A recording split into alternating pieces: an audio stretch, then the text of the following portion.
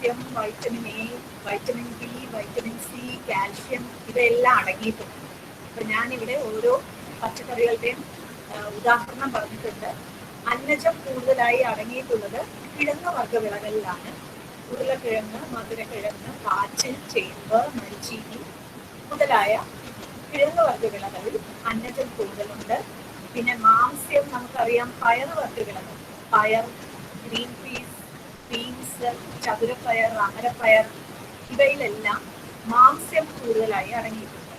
പിന്നെ vitamin A, തക്കാളി, അതായത് ഓറഞ്ച് നിറം അല്ലെങ്കിൽ ചുമന്ന നിറത്തിലുള്ള പച്ചക്കറികളാണ് പ്രധാനമായും വൈറ്റമിൻ എ കൂടുതലായിട്ടുള്ളത്. തക്കാളി, ക്യാരറ്റ്, ഇലക്കറികൾ, മത്തൻ, മധുരക്കിഴങ്ങ്, ഉരുളക്കിഴങ്ങ് ഇതിലെല്ലാം വൈറ്റമിൻ എ അടങ്ങിയിട്ടുണ്ട്. വൈറ്റമിൻ ബി ഉള്ളത് പയർ, പീസ്, ബീൻസ്, തക്കാളി, ചേമ്പ്, വെളുത്തുള്ളി ഇതിലെല്ലാം വൈറ്റമിൻ ബി ഉണ്ട്. വൈറ്റമിൻ സി അടങ്ങിയിട്ടുള്ളത് പച്ചമുളക്, മുരിങ്ങയില, പാവൽ, ക്യാബേജ്, കോളിഫ്ലവർ, ഇലക്കറികൾ മുതലായ. പിന്നെ കാൽഷ്യം അടങ്ങിയിട്ടുള്ളത് മുരിങ്ങയ്ക്കായ, ഇലക്കറികൾ. അപ്പൊ ഈ സ്ലൈഡിൽ നിന്ന് നിങ്ങൾക്ക് മനസ്സിലാവും പച്ചക്കറികളിൽ നമ്മുടെ ശരീരത്തിന് ആവശ്യമായ എല്ലാ വൈറ്റമിനുകളും ധാതു ലവണങ്ങളും എല്ലാം അടങ്ങിയിട്ടുണ്ട്. ഇനി ഞാൻ നേരത്തെ പറഞ്ഞു പച്ചക്കറികൾ രോഗപ്രതിരോധ ശക്തി കൂട്ടുന്നു. അപ്പൊ നല്ല ആരോഗ്യം പ്രദാനം ചെയ്യും, രോഗപ്രതിരോധ ശക്തി കൂട്ടുന്നു. പിന്നെ പച്ചക്കറികളിൽ ഫൈബറിന്റെ അംശം, അതായത് നാരിന്റെ അംശം കൂടുതലാണ്. അപ്പോൾ നാര് കൂടുതൽ അടങ്ങിയിട്ടുണ്ടെങ്കിൽ നിങ്ങൾക്കറിയാം നമ്മൾ കഴിക്കുന്ന ആഹാരം ദഹിക്കാൻ ഫൈബർ വളരെ അത്യാവശ്യമാണ്, നാര് വളരെ അത്യാവശ്യമാണ്. അത് കൂടുതലായും പച്ചക്കറികളിൽ അടങ്ങിയിട്ടുണ്ട്. Hello madam. ഹലോ ഹലോ, കേട്ടൂടെ? ഹലോ മാഡം, കേട്ടൂടെ? ഓഡിയോക്ക് ഇച്ചിരി ഒരു ക്ലാരിറ്റി കുറവുണ്ട്. അപ്പൊ ഞാൻ ഹെഡ്സെറ്റ് വെക്കട്ടെ? ഇയർഫോൺ വെക്കാൻ പറ്റുമോ? വെക്കാം. ഒരു മിനിറ്റ്. ഫാൻ ഉണ്ടെങ്കിൽ ഒന്ന് ഓഫ് ചെയ്തേക്കണേ. ഫാന് ഇല്ല, ക്ലാരിറ്റി കുറവുണ്ട്. ഫാൻ എന്തെങ്കിലും ഓൺ ആണോ? ഫാൻ ഓൺ ആണോ? ഇല്ല, ഫാന് കുറച്ചിട്ടിരിക്കുക. ഒരു മിനിറ്റ്.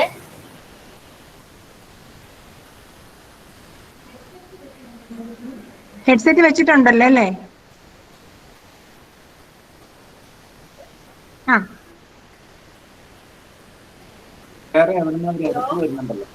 ഹലോ, ഇപ്പൊ കേൾക്കാമോ? ഹലോ ഹലോ, കേൾക്കാമോ? കേൾക്കാം. ഹലോ, കുറച്ചുകൂടെ നേരത്തെക്കാൾ ക്ലിയർ ആയി കേൾക്കാമോ? ക്ലാരിറ്റി അതുപോലെ ഉള്ളൂ, കൂടുതലായിട്ടില്ല. ക്ലാരിറ്റി ഇച്ചിരി കുറവുണ്ട്.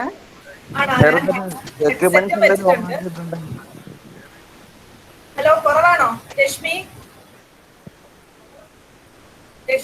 കുറച്ച് ക്ലാരിറ്റി പ്രശ്നമുണ്ട് ചേച്ചി. കുറച്ച് ക്ലാരിറ്റി പ്രോബ്ലം. അപ്പൊ ഞാൻ വേറൊരു ഹെഡ്സെറ്റ് വെക്കാമേ. ഒരു മിനിറ്റ്.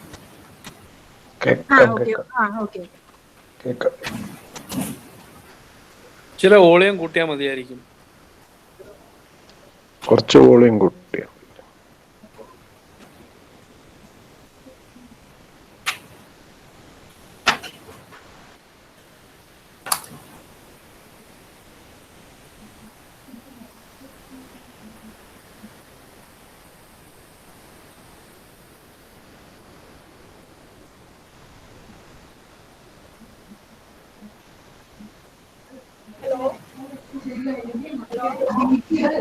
ഹലോ, ഇപ്പൊ ക്ലിയർ ആണോ?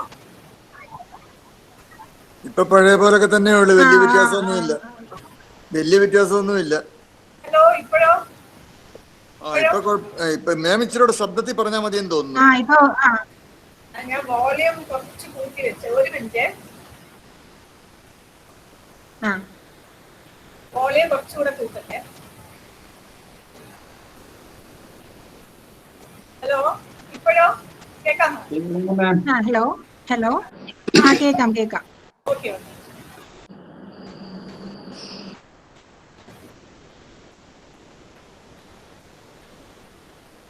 അപ്പൊ നേരത്തെ ഞാൻ പറയുമായിരുന്നു, പച്ചക്കറികൾ നമ്മുടെ രോഗപ്രതിരോധ ശക്തി കൂട്ടുന്നു. പിന്നെ പച്ചക്കറികളിൽ നാരിന്റെ അംശം ധാരാളമുണ്ട്. അതായത് നാര് എന്ന് പറയുമ്പോൾ ഫൈബർ എന്ന് പറയും. അപ്പൊ നമ്മുടെ ദഹനത്തിന്, ഡൈജഷന് വളരെ അത്യാവശ്യമാണ് നാരിന്റെ അംശം. പിന്നെ നമ്മൾ കഴിക്കുന്ന ആഹാരം ദഹിക്കുമ്പോൾ വയറിനകത്ത് ഒത്തിരി ആസിഡുകളുണ്ട്, അല്ലെങ്കിൽ അമ്ലം ഉണ്ടാക്കുന്നു. അപ്പൊ ഇതിനെയൊക്കെ നിർവീര്യമാക്കാൻ പച്ചക്കറികൾ സഹായിക്കുന്നു. ഇതുകൂടാതെ പഞ്ചസാരയുടെ അംശം കുറയ്ക്കുന്നു ചില പച്ചക്കറികൾ. ഞാൻ നേരത്തെ പറഞ്ഞു, രോഗങ്ങളെ ചെറുത്ത് നിൽക്കാൻ പച്ചക്കറികൾ സഹായിക്കും. അപ്പൊ പാവൽ, കോവൽ ഇവയൊക്കെ നമ്മുടെ രക്തത്തിലെ പഞ്ചസാരയുടെ അംശം കുറയ്ക്കുന്നു.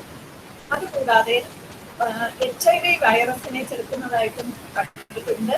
ഉദാഹരണമാണ് പാവൽ. പിന്നെ മിക്ക പച്ചക്കറികളും നിരോക്സീകാരികളാണ്. നിരോക്സീകാരികൾ എന്ന് വെച്ചാൽ ആന്റി ഓക്സിഡൻസ്.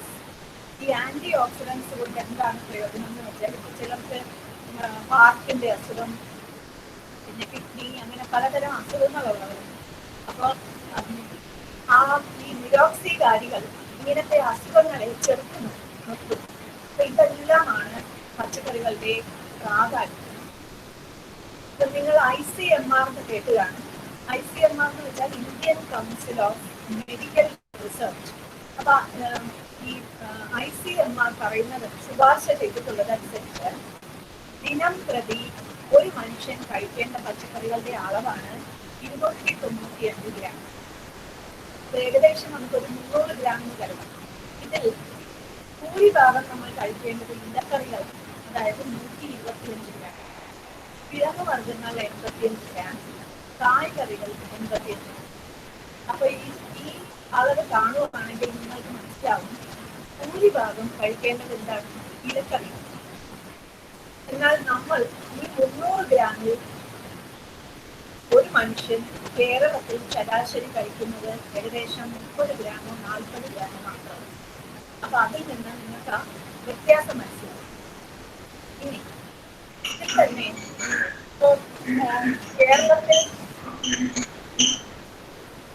കേരളത്തിൽ ഉത്പാദിപ്പിക്കുന്ന പച്ചക്കറികളുടെ ഏകദേശം 30 മുതൽ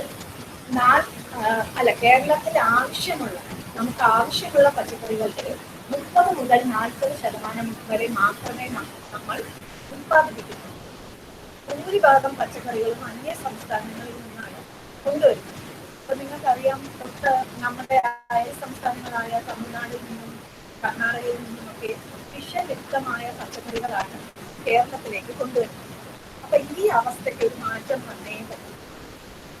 അപ്പോൾ ഇതിന് മാറ്റം വരാനായിട്ട് നമ്മൾ എന്താണ് ചെയ്യേണ്ടത്? ഫ്ലാറ്റുകളിലും വീടുകളിലും മുറ്റത്ത്, മട്ടുകാവിൽ, ബാൽക്കണിയിൽ, ഇവിടെ എല്ലാം നമുക്ക് പച്ചക്കറി കൃഷി ചെയ്യാൻ പറ്റും. ഇങ്ങനെ ചെയ്യുന്നത് കൊണ്ട് എന്താണ് പ്രയോജനം? വിഷരഹിതവും പോഷക സമ്പുഷ്ടവുമായ പച്ചക്കറികൾ കഴിക്കാമെന്നത് കൂടാതെ നമുക്ക് മാനസികവും ശാരീരികവുമായ സമ്മർദ്ദങ്ങൾ, അപ്പൊ നിങ്ങൾക്കറിയാം, ഇപ്പോൾ കോവിഡ് കാലത്ത് മനുഷ്യരുടെ സമ്മർദ്ദങ്ങൾ വളരെയധികം കൂടുതലാണ്. അപ്പൊ മാനസികവും ശാരീരികവുമായ സമ്മർദ്ദങ്ങളെ അതിജീവിക്കാൻ പച്ചക്കറി കൃഷി സഹായിക്കും.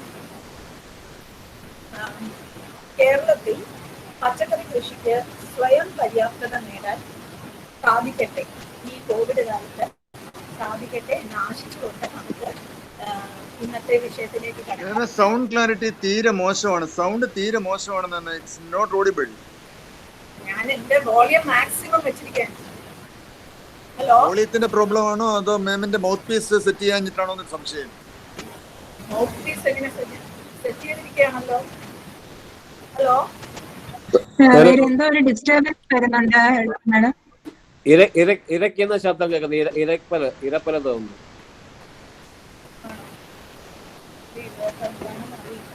മാക്സിമം വോളിയം കൂട്ടി വെച്ചിരിക്കുകയാണ്. ഹലോ മാഡം, മൈക്രോഫോൺ പല പൊസിഷനിൽ സംസാരിച്ച് നോക്കാവോ? എന്താ മൈക്രോഫോൺ പല പൊസിഷനിൽ വെച്ച മൗത്തിനടുത്ത് വെച്ചും നീക്കി വെച്ചും നോക്കുക. എപ്പോഴാ ക്ലാരിറ്റി നോക്കാം. ഇപ്പൊ അടുത്ത് വെച്ചിരിക്കുകയാണ്. കേൾക്കാമോ? ഹലോ, കേൾക്കാം. ഇപ്പൊ അടുത്ത് വെച്ചിരിക്കുകയാണ് മൈക്രോഫോൺ. കേൾക്കാമോ? ഇപ്പൊ കുറച്ച് ക്ലിയർ ആയിട്ടുണ്ട് മാഡം. കുറച്ച് ക്ലിയർ ആയിട്ടുണ്ട്. ഡിസ്റ്റർബൻസ് ഉണ്ട് മാഡം. കേൾക്കുന്നുണ്ടെങ്കിലും അതൊരു ഇരക്ക് പോലെ തോന്നുന്നുണ്ട്. അപ്പൊ അതറിയില്ല, ഇവിടെ ഇനി പ്രത്യേകിച്ച് ഒന്നും ചെയ്യാനില്ല, എല്ലാം ക്ലിയർ ആയിട്ട് വെച്ചിരിക്കുക. ഇച്ചിരി കുറവുണ്ട്. ഇപ്പൊ അടുത്ത മൗത്ത് പീസ് അടുത്ത് വെച്ചിട്ടുണ്ട്. ഇപ്പൊ കേൾക്കാം. എരപ്പിപ്പോ കൂടുതലാണ്. എന്താ എരപ്പിപ്പോ നിലവിൽ കൂടുതലാണ്. ഇച്ചിരി അകത്ത് നോക്കി. ഹലോ മാം അത്യാവശ്യം കേൾക്കാം മാം, തുടരൂ. കേക്കാം, ഇതേപോലെ കേൾക്കാൻ മാം, കുഴപ്പമില്ല. എരപ്പ് ഞങ്ങൾ സഹിച്ചോളാം. അല്ല, അപ്പൊ ബാക്കിയുള്ളവരെല്ലാം ഒന്ന് മ്യൂട്ട് ചെയ്ത് വെക്കും. അപ്പൊ ചിലപ്പോ ഇത് ക്ലിയർ ആയിട്ട് കേൾക്കും. എല്ലാവരും ഒന്ന് മ്യൂട്ട് ചെയ്യും.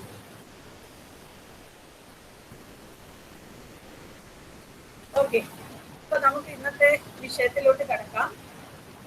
അതായത് ഉഷ്ണമേഖലാ പ്രദേശത്തെ പച്ചക്കറികൾ. അപ്പൊ നിങ്ങൾക്കറിയാം, കേരളം ഉഷ്ണമേഖലാ പ്രദേശത്തിൽ ഉൾപ്പെടുന്ന സ്ഥലമാണ്, സംസ്ഥാനമാണ്. അപ്പൊ ഇവിടെ നമ്മൾ പച്ചക്കറി കൃഷി ചെയ്യുമ്പോൾ ചില പൊതു തത്വങ്ങൾ എപ്പോഴും അറിഞ്ഞിരിക്കണം. ഒന്നാമത്തെ കാര്യം, സൂര്യപ്രകാശം ലഭിക്കുന്ന നല്ല തുറസ്സായ സ്ഥലമാണ് എപ്പോഴും പച്ചക്കറി കൃഷിക്ക് വളരെ യോജിച്ചത്. ചെറിയ തണലുണ്ടെങ്കിലും പ്രശ്നമില്ല, എന്നാലും നന്നായി തുറന്ന സൂര്യപ്രകാശം ലഭിക്കുന്ന സ്ഥലമാണ് എപ്പോഴും പച്ചക്കറി കൃഷിക്ക് ഉത്തമം.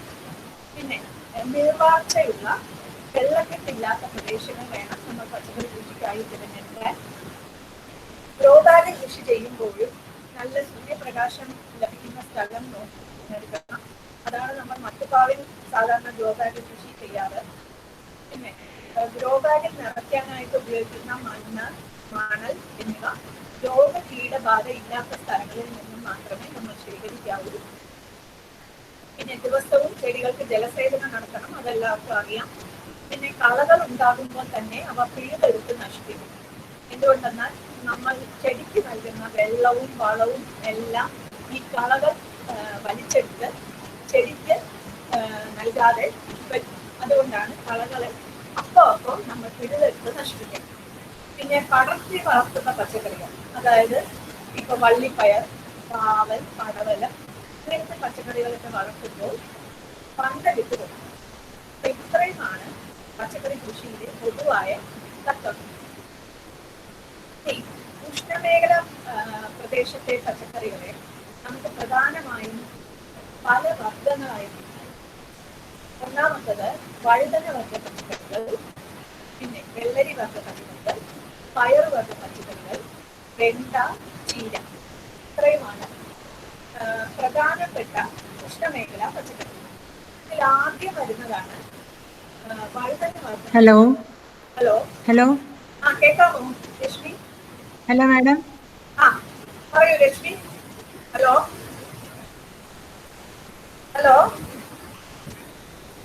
Hello hello madam. ഹലോ കേട്ടൂടെ?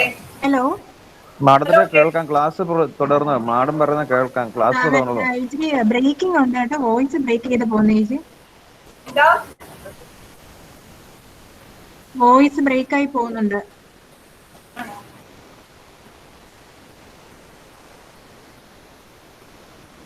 ഹലോ മാഡം, കേൾക്കുന്നുണ്ടോ? കേൾക്കാം. ഹലോ കേൾക്കാമോ? കേൾക്കാമോ? ഹലോ വോയിസ് ബ്രേക്ക് ആവുന്നുണ്ട്. മാഡത്തിന്റെ ക്ലാസ് കേൾക്കാം, കണ്ടിന്യൂ ചെയ്തു. ഓക്കെ. വഴുതന വർഗ്ഗ പച്ചക്കറികളെ അത് വിട്ടാ കേൾക്കുന്നതേ.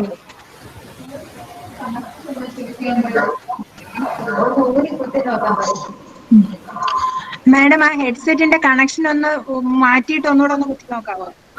മാറ്റി ഒരിക്കൽ കൂടെ ഇപ്പൊ കുത്തിയതാണ്. ഇപ്പൊ കേൾക്കാമോ? വേറെ ഏതെങ്കിലും ഡിവൈസ് അടുത്ത് ഓൺ ചെയ്ത് വെച്ചിട്ടുണ്ടോ മാഡം? എന്താ എന്താ വേറെ ഏതെങ്കിലും ഡിവൈസ് അടുത്ത് ഓൺ ചെയ്ത് വെച്ചിട്ടുണ്ടോ?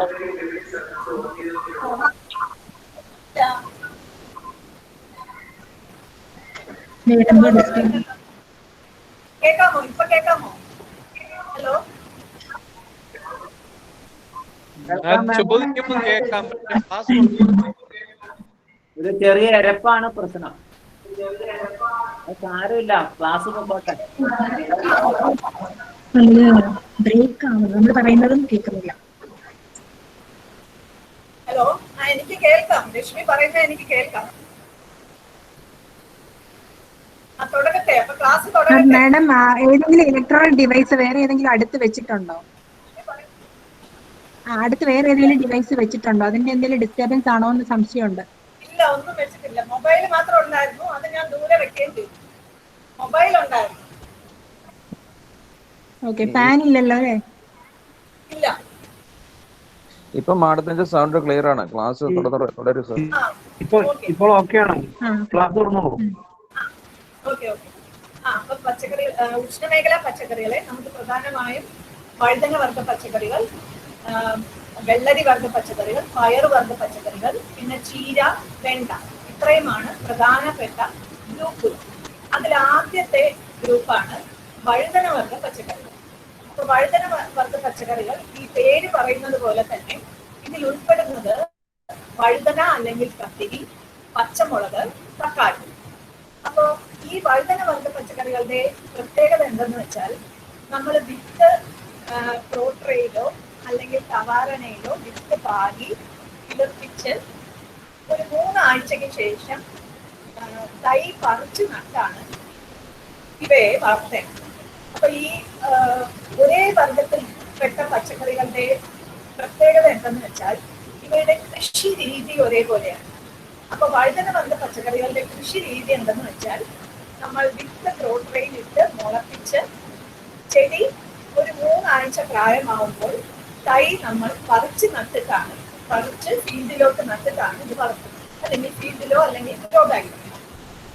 അപ്പൊ ഈ 3 പച്ചക്കറികളിലും ഇതാണ് പ്രധാനമായും പറയാനുള്ളത്. അപ്പൊ നമുക്ക് ഓരോന്നായിട്ട് നോക്കാം എങ്ങനെയാണ് ചെയ്യുന്നത്. ആദ്യം വിത്ത് പ്രോട്രയിൽ വിത്ത് കിളിർപ്പിക്കും. അപ്പൊ അതിനായി എന്ത് ചെയ്യണം എന്നുള്ളത് നോക്കാം. പ്രോട്രയിൽ തൈകൾ എങ്ങനെ തയ്യാറാക്കണം നോക്കാം. ഇതാണ് പ്രോട്രൈ. ഇപ്പൊ നിങ്ങളൊക്കെ കണ്ടു കാണും, അഗ്രോ ബസാറിലും ഫാം ഹൗസിലും ഒക്കെ ഇവിടെ വാങ്ങാൻ കിട്ടാറുണ്ട്. 2 തരം പ്രോട്രൈകളുണ്ട്. ഇതുപോലെ വട്ടത്തിലുള്ള സെല്ലുകൾ. ഈ പ്രോട്രയിലെ ഓരോ കുഴിയും നമ്മൾ സെല്ലെന്നാണ് പറയുന്നത്. അപ്പൊ വട്ടത്തിലുള്ള കുഴികളുള്ളതും അല്ലെങ്കിൽ ചതുരത്തിലുള്ള കുഴികളുണ്ട്. സാധാരണ വട്ടത്തിൽ കുഴികളുള്ളത് 98 സെൽ അല്ലെങ്കിൽ 98 കുഴിയുള്ള പ്രോട്രയാണ് സാധാരണ മാർക്കറ്റിൽ വാങ്ങാൻ കിട്ടുന്നത്. ചതുരത്തിലുള്ളത് 144 സെല്ലുകളുള്ള പ്രോട്രയാണ് മാർക്കറ്റിൽ കിട്ടുന്നത്. ഇതിലേത് വേണോ നമുക്ക് ഉപയോഗിക്കാം. ഈ വലിയ സെല്ലുകൾ ഉള്ളത് സാധാരണ ഇപ്പൊ പാവൽ, പടവലം, അതൊക്കെ നമ്മൾ വിത്ത് ഡയറക്റ്റ് ആയിട്ട് ഫീൽഡിലാണ് ഇടുന്നത്. നമുക്ക് പ്രോട്രയിൽ ഇട്ട് കിളിർപ്പിച്ച് വളർത്തണമെങ്കിൽ ഇതുപോലെ വലിയ പ്രോട്രൈ ഉപയോഗിക്കാം. അല്ലാതെ നമുക്ക് വഴുതന വർഗ്ഗ പച്ചക്കറികൾക്കൊക്കെ സാധാരണ കിട്ടുന്ന ചെറിയ സെല്ലുകളുള്ള പ്രോട്രൈ മതിയാവും. അപ്പൊ ആദ്യം ഈ പ്രോട്രൈ വാങ്ങണം. അത് കഴിഞ്ഞിട്ട് ഇതുപോലെ മാർക്കറ്റിൽ ചകിരിച്ചോറ് ബ്ലോക്ക് വാങ്ങാൻ കിട്ടും. നിങ്ങളൊക്കെ കണ്ടു കാണും ചകിരിച്ചോറിന്റെ ബ്ലോക്ക്. ഈ ബ്ലോക്ക് വാങ്ങിയിട്ട് ഒരു കട്ട, വലിയൊരു കട്ടയാണിത്. ഇത് വാങ്ങിയിട്ട് ഇതിനെ ഒരു ചരുവത്തിൽ വെള്ളം നിറച്ച് ആ ബ്ലോക്ക് നമ്മൾ ആ വെള്ളത്തിനകത്ത് മുക്കി വെക്കും.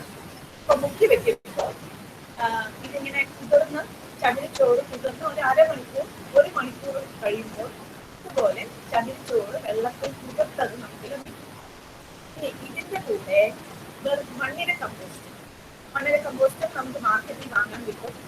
അപ്പൊ ഈ ചകിരിച്ചോറ് വെള്ളത്തിൽ കുതിർത്തതും മണ്ണിര കമ്പോസ്റ്റും 1:1 എന്ന അനുപാതത്തിൽ, അതായത് തുല്യ അനുപാതത്തിൽ മിക്സ് ചെയ്ത് അതാണ് നമ്മൾ ഈ പ്രോട്രയിൽ നടത്തുന്നത്.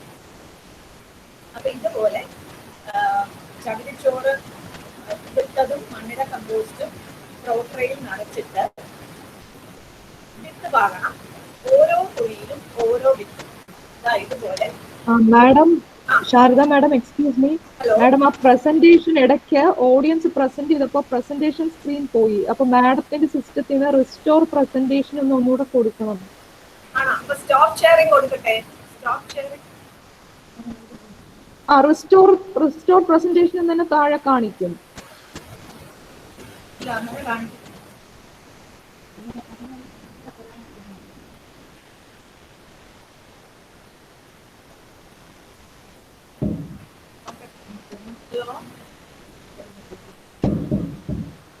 മാഡം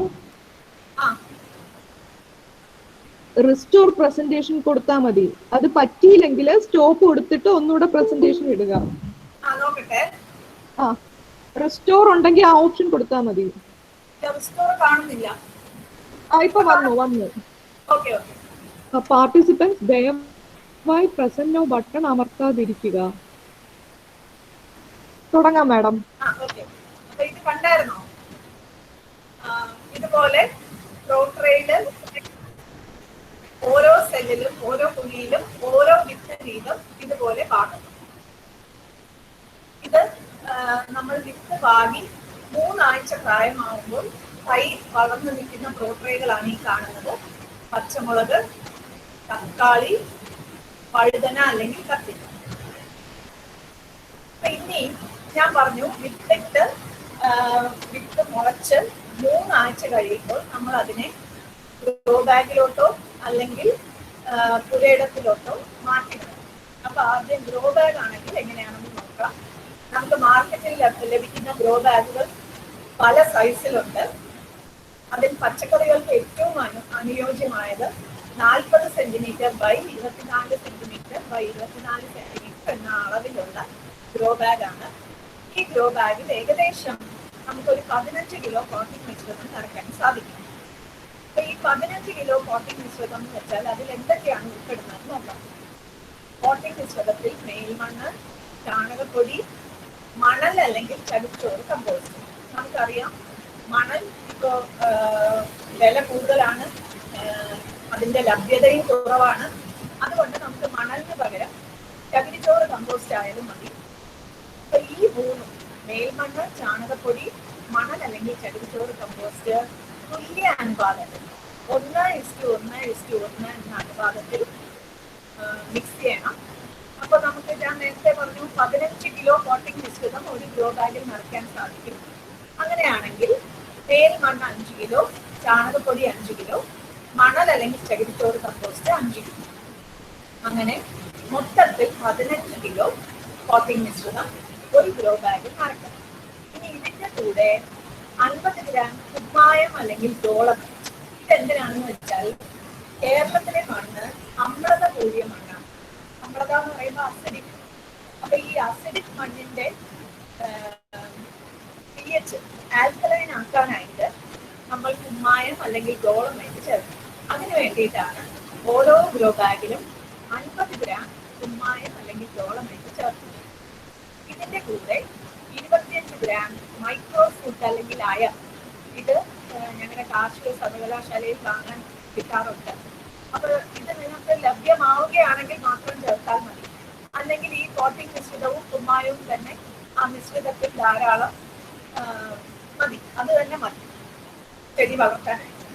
മൈക്രോ ഫുഡ് കിട്ടുവാണെങ്കിൽ 25 ഗ്രാം മൈക്രോ ഫുഡ് കൂടി ഈ പോട്ടിംഗ് മിശ്രിതത്തിന്റെ കൂടെ ചേർക്കണം. അപ്പൊ ഇതാണ് മണ്ണ്. നമുക്കെല്ലാം അറിയാം. മണൽ, ചകിരിച്ചോറ് കമ്പോസ്റ്റ്, ചാണകപ്പൊടി. എങ്ങനെയാണ് പറിച്ചു നടക്കുന്നത്? അപ്പൊ റോട്ടറി ഞാൻ നേരത്തെ മാഡം സ്ലൈഡ് പെട്ടെന്ന് മാറ്റരുത്. ഇതൊന്ന് നോട്ട് ചെയ്തെടുക്കാനുള്ള 1 മിനിറ്റിലും തന്നെ സ്ലൈഡ് ഇട്ടിട്ട്. മാഡം പ്രീവിയസ് സ്ലൈഡ് ഒന്ന് കാണിക്കണം. പ്രീവിയസ് സ്ലൈഡ് ഒന്ന് ഇവിടെ കാണിക്കും.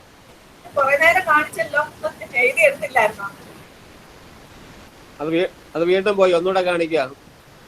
3 ഐറ്റത്തിന്റെ പടം കാണുന്നില്ലേ? അല്ല ഈ പടം ഇത് നിങ്ങൾക്ക് അറിയില്ലേ? മണലും ചകിരിച്ചോറ് കമ്പോസ്റ്റ് ഒക്കെ കണ്ടിട്ടുള്ളതാണല്ലോ. മാം ഈ പോട്ടിംഗ് മിശ്രിതത്തിന്റെ കൂടെ ഉടനെ തന്നെ കുമ്മായം ചേർക്കാൻ പാടുണ്ടോ? ചേർക്കാം. അപ്പൊ ചാണകവുമായിട്ട് പ്രവർത്തിക്കുമ്പോ അതിന് വ്യത്യാസം ഉണ്ടാകത്തില്ലേ? നമുക്ക് ക്ലാസ് കഴിഞ്ഞിട്ട് അത് ഡിസ്കസ് ചെയ്യാം കേട്ടോ. അപ്പൊ നിങ്ങൾ ക്ലാസ് ശ്രദ്ധിച്ച് കേൾക്കുക. ഓക്കെ. അവസാനം ഡിസ്കസ് ചെയ്യാം. ഇത് എഴുതിയെന്ന് കരുതുന്നു. അപ്പൊ ഇനി പറിച്ചു നടുന്ന കാര്യമാണ്. അപ്പൊ റോട്ടറി ഞാൻ നേരത്തെ പറഞ്ഞു, ഈ വഴുതന വർഗ്ഗ പച്ചക്കറികൾ നമ്മൾ വിത്ത് പാകി കിളിപ്പിച്ച് മാറ്റി നടുക. അപ്പൊ മുൻകാലങ്ങളിൽ ഈ റോട്ടറി പ്രചാരത്തിൽ വരുന്നതിന് മുമ്പ് സവാരണകളിലാണ് നമ്മൾ വിത്ത് പാകിക്കൊണ്ടിരുന്നത്. അപ്പൊ സവാരണയിൽ നിന്ന് നമ്മൾ ചെടി പറിച്ചെടുക്കുമ്പോൾ അതിന്റെ വേരിന് പലപ്പോഴും ക്ഷതം പറ്റാറുണ്ട്.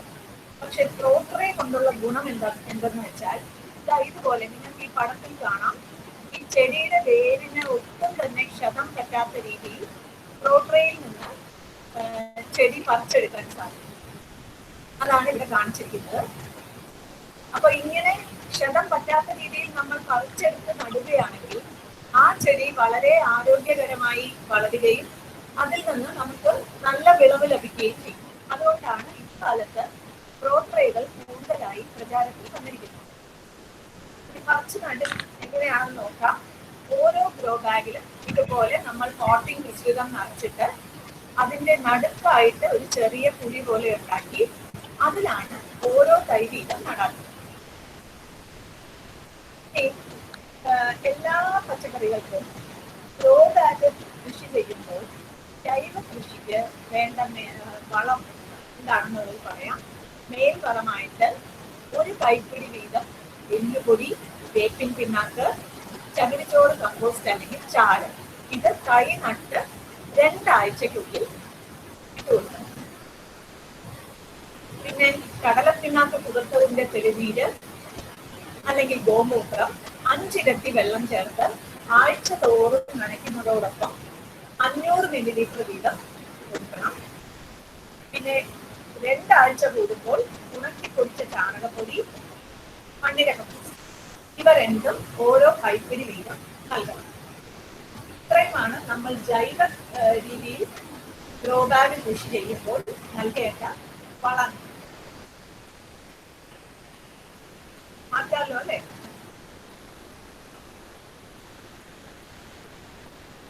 ഇനി പച്ചമുളക്, തക്കാളി, വഴുതന, കത്തി, ഇതിന്റെ നെടിയിൽ അകലം നോക്കാം. ഗ്രോ ബാഗുകൾ തമ്മിൽ പച്ചമുളകാണെങ്കിൽ 45x45 സെന്റിമീറ്റർ അകലത്തിൽ വെക്കാം. തക്കാളി ആണെങ്കിൽ 60x60, വഴുതന അല്ലെങ്കിൽ കത്തിരി 75x60. അപ്പൊ ഈ നടിയിൽ അകലത്തിന്റെ പ്രത്യേകത എന്തെന്ന് വെച്ചാൽ ഓരോ ചെടിക്കും വളർന്ന് നന്നായി പന്തലിക്കാനുള്ള സ്ഥലം കരുതിയാണ് നമ്മൾ ഈ നടിയിൽ അകലം ഫിക്സ് ചെയ്യുന്നത്. അപ്പൊ ഞാൻ നേരത്തെ ജൈവ കൃഷിയാണെങ്കിൽ എങ്ങനെയാണെന്ന് പറഞ്ഞു. ഈ ചിലര് രാസവളം കൊടുക്കാൻ തയ്യാറാകുന്നവർക്ക് ഇതുപോലെ അടിവളമായി ഒരു ഗ്രോ ബാഗിന് രാസവളം വഴുതന വർഗ പച്ചക്കറികൾക്ക് യൂറിയ 3 ഗ്രാം, മക്രോസ് 7 ഗ്രാം, പൊട്ടാഷ് 1.5 ഗ്രാം. മേൽവളമായിട്ട് രാസവളം യൂറിയ 3 ഗ്രാം. അതുകൂടാതെ ഓരോ വിളവെടുപ്പിന് ശേഷവും 19-19-19 2 ഗ്രാം 1 ലിറ്റർ വെള്ളത്തിൽ എന്ന തോതിൽ കലക്കി ഇലകളിൽ തളിക്കണം. അപ്പോൾ ഞാൻ നേരത്തെ പറഞ്ഞു ജൈവ കൃഷിയാണെങ്കിൽ എല്ലാ പച്ചക്കറികൾക്കും ഗ്രോ ബാഗ് കൃഷിയിൽ ഒരേ വളങ്ങളാണ് ഉപയോഗിക്കുന്നത്. എന്നാൽ രാസവളം ഉപയോഗിക്കുമ്പോൾ നമ്മൾ ഈ പല ഗ്രൂപ്പുകൾ ഞാൻ പറഞ്ഞു, വഴുതന വർഗം, വെള്ളരി വർഗം, ഈ പല ഗ്രൂപ്പുകൾക്ക് രാസവളത്തിന്റെ അളവിൽ കുറച്ച് വ്യത്യാസമുണ്ട്.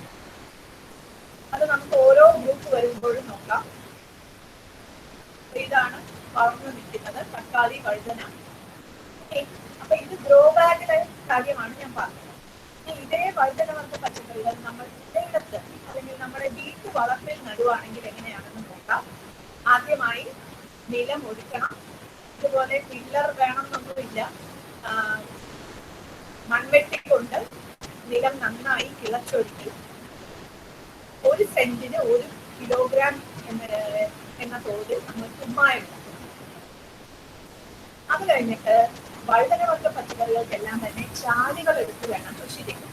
അപ്പൊ ഇതുപോലെ ചാലുകൾ എടുത്ത് അടിവളം ചാണകപ്പൊടി അല്ലെങ്കിൽ കമ്പോസ്റ്റ് അടിവളമായി ഇടണം. അപ്പൊ അടിവളം എന്തൊക്കെയാണെന്ന് നോക്കാം. വേപ്പിൻ പിണ്ണാക്ക് കാലിവള മിശ്രിതം 10:90 എന്ന അനുപാതത്തിൽ 100 കിലോഗ്രാം, അല്ലെങ്കിൽ കമ്പോസ്റ്റ് 100 കിലോഗ്രാം, അല്ലെങ്കിൽ കോഴിവളം 20 കിലോഗ്രാം. അപ്പൊ ഇവിടെ നിങ്ങൾ ശ്രദ്ധിക്കാനുള്ളത് കാലിവളവും കമ്പോസ്റ്റും ആണെങ്കിൽ നമ്മൾ 100 കിലോഗ്രാം നൽകുന്ന സ്ഥാനത്ത് കോഴിവളമാണെങ്കിൽ 20 കിലോഗ്രാം മാത്രമേ നൽകാവൂ. കോഴിവളം 100 കിലോഗ്രാം നൽകുകയാണെങ്കിൽ ചെടി ചിലപ്പോൾ കരിഞ്ഞു പോകാൻ സാധ്യതയുണ്ട്. അതുകൊണ്ട് ഈ അളവ് തെറ്റിക്കുന്നു. ഇനി രാസവളമാണ് നൽകുന്നതെങ്കിൽ അടിവളമായി യൂറിയ 330 ഗ്രാം, മസൂരി സോസ് 880 ഗ്രാം, പൊട്ടാഷ് പ്രൊമോട്ട്. ഇത് വഴുതന വർഗ്ഗ പച്ചക്കറി. വിത്തിന്റെ തോത് 1 സെന്റിന് പച്ചമുളക് ആണെങ്കിൽ 4 ഗ്രാം, തക്കാളി 2 ഗ്രാം, വഴുതന അല്ലെങ്കിൽ കത്തിരി 2 ഗ്രാം. നടിയിൽ അകലം ഞാൻ നേരത്തെ പറഞ്ഞത് തന്നെയാണ്. പച്ചമുളക് 45x45 സെന്റിമീറ്റർ, തക്കാളി 60x60, വഴുതന അല്ലെങ്കിൽ കത്തിരി 75x60. ഈ അകലത്തിലാണ് നമ്മൾ നടേണ്ടത്. അപ്പോൾ നമ്മൾ തൈ പറിച്ച് നടുവാണ് ഇതുപോലെ ചാലുകളിൽ. ഇത് തൈ നട്ട ശേഷം നമുക്ക് ഓരോ ആഴ്ചത്തേക്ക് വേണമെങ്കിൽ മരച്ചില്ല കൊണ്ട് തണൽ വെച്ചു കൊടുക്കാം. ഇതാണ് മേൽവളം. 1 സെന്റിന് ജൈവ രീതിയാണെങ്കിൽ പച്ച ചാണക ലായനി 1:10 എന്ന അനുപാതത്തിൽ 250 ഗ്രാം, ബയോഗ്യാസ് ലാറി 250 ഗ്രാം, കടലപ്പിണ്ണാക്ക് 250 ഗ്രാം, ഗോമൂത്രം 2 ലിറ്റർ, വെർമി വാഷ് 2 ലിറ്റർ, മണ്ണിര കമ്പോസ്റ്റ് അല്ലെങ്കിൽ കോഴിവളം 4 ലിറ്റർ. ഇത്രയും ആഴ്ചയിൽ ഒരിക്കൽ നമ്മൾ നടത്തും. അപ്പൊ ഇവിടെ നിങ്ങൾ ശ്രദ്ധിക്കേണ്ടത്, ജൈവ കൃഷിയാണ് ചെയ്യുന്നതെങ്കിലും മേൽവളമായി എല്ലാ ആഴ്ചയും ഇത്ര അളവ് ജൈവവളങ്ങൾ നൽകിയാൽ മാത്രമേ നമുക്ക് രാസവളം നൽകുമ്പോൾ കിട്ടുന്ന അത്ര വിളവ് ലഭിക്കൂ. അതുകൊണ്ട് ഇത് തെറ്റിക്കാതെ കൊടുത്താൽ മാത്രമേ നമുക്ക് ജൈവ കൃഷി ചെയ്യാൻ സാധിക്കൂ. ഇനി രാസവളമാണ് കൊടുക്കുന്നതെങ്കിൽ 2 ഗഡുക്കളായി കൊടുക്കാം. മേൽവളം യൂറിയ 165 ഗ്രാം, പൊട്ടാഷ് 45 ഗ്രാം. ഇത് പറിച്ച് നട്ട് ഒരാഴ്ചയ്ക്ക് ശേഷവും കൊടുക്കണം. പിന്നെ ആദ്യ ഗഡു കഴിഞ്ഞ് 1 മാസത്തിന് ശേഷവും ഇതേ അളവ് കൊടുക്കണം. ഇതാണ് പച്ചമുളക് പുരയിടത്തിൽ കൃഷി ചെയ്തിരിക്കുന്നത്. ഇത് തക്കാളി, വഴുതന അല്ലെങ്കിൽ കത്തിരി. പതിവായി ജലസേചനം നടത്തണം. ഇത് ഗ്രോ ബാഗിലാണെങ്കിൽ തൈ പറിച്ചു നട്ട് 1 മാസത്തിന് ശേഷം ചെടികൾ പൂവിട്ട് നിൽക്കുന്നതാണ് കാണുന്നത്. ഇത് പുരയിടത്തിൽ. ഈ വിളവെടുപ്പ് എങ്ങനെയാണെന്ന് നോക്കാം. പച്ചമുളക് നല്ല വലിപ്പമുള്ളതും പഴുക്കാത്തതുമായ കായകൾ വിളവെടുക്കാം. പിന്നെ കായ്ച്ചു തുടങ്ങി 1.5 മാസം വരെ നമുക്ക് വിളവെടുപ്പ് തുടരാൻ സാധിക്കും. തക്കാളി നല്ല വലിപ്പമുള്ള പഴുത്ത കായ്കൾ. പച്ചമുളക് പഴുക്കാത്ത കായ്കൾ, തക്കാളി പഴുത്ത കായ്കൾ ആണ് പറിച്ചെടുക്കുന്നത്. കായ്ച്ചു തുടങ്ങി 1.5 മാസം വരെ വിളവെടുപ്പ് തുടരാം.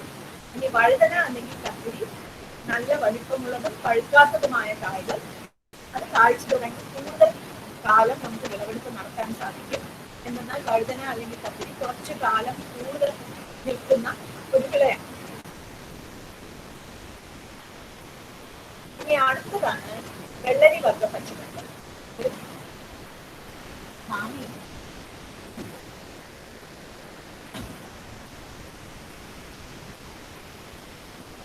അടുത്തതായി വെള്ളരി വർഗ്ഗ പച്ചക്കറികൾ.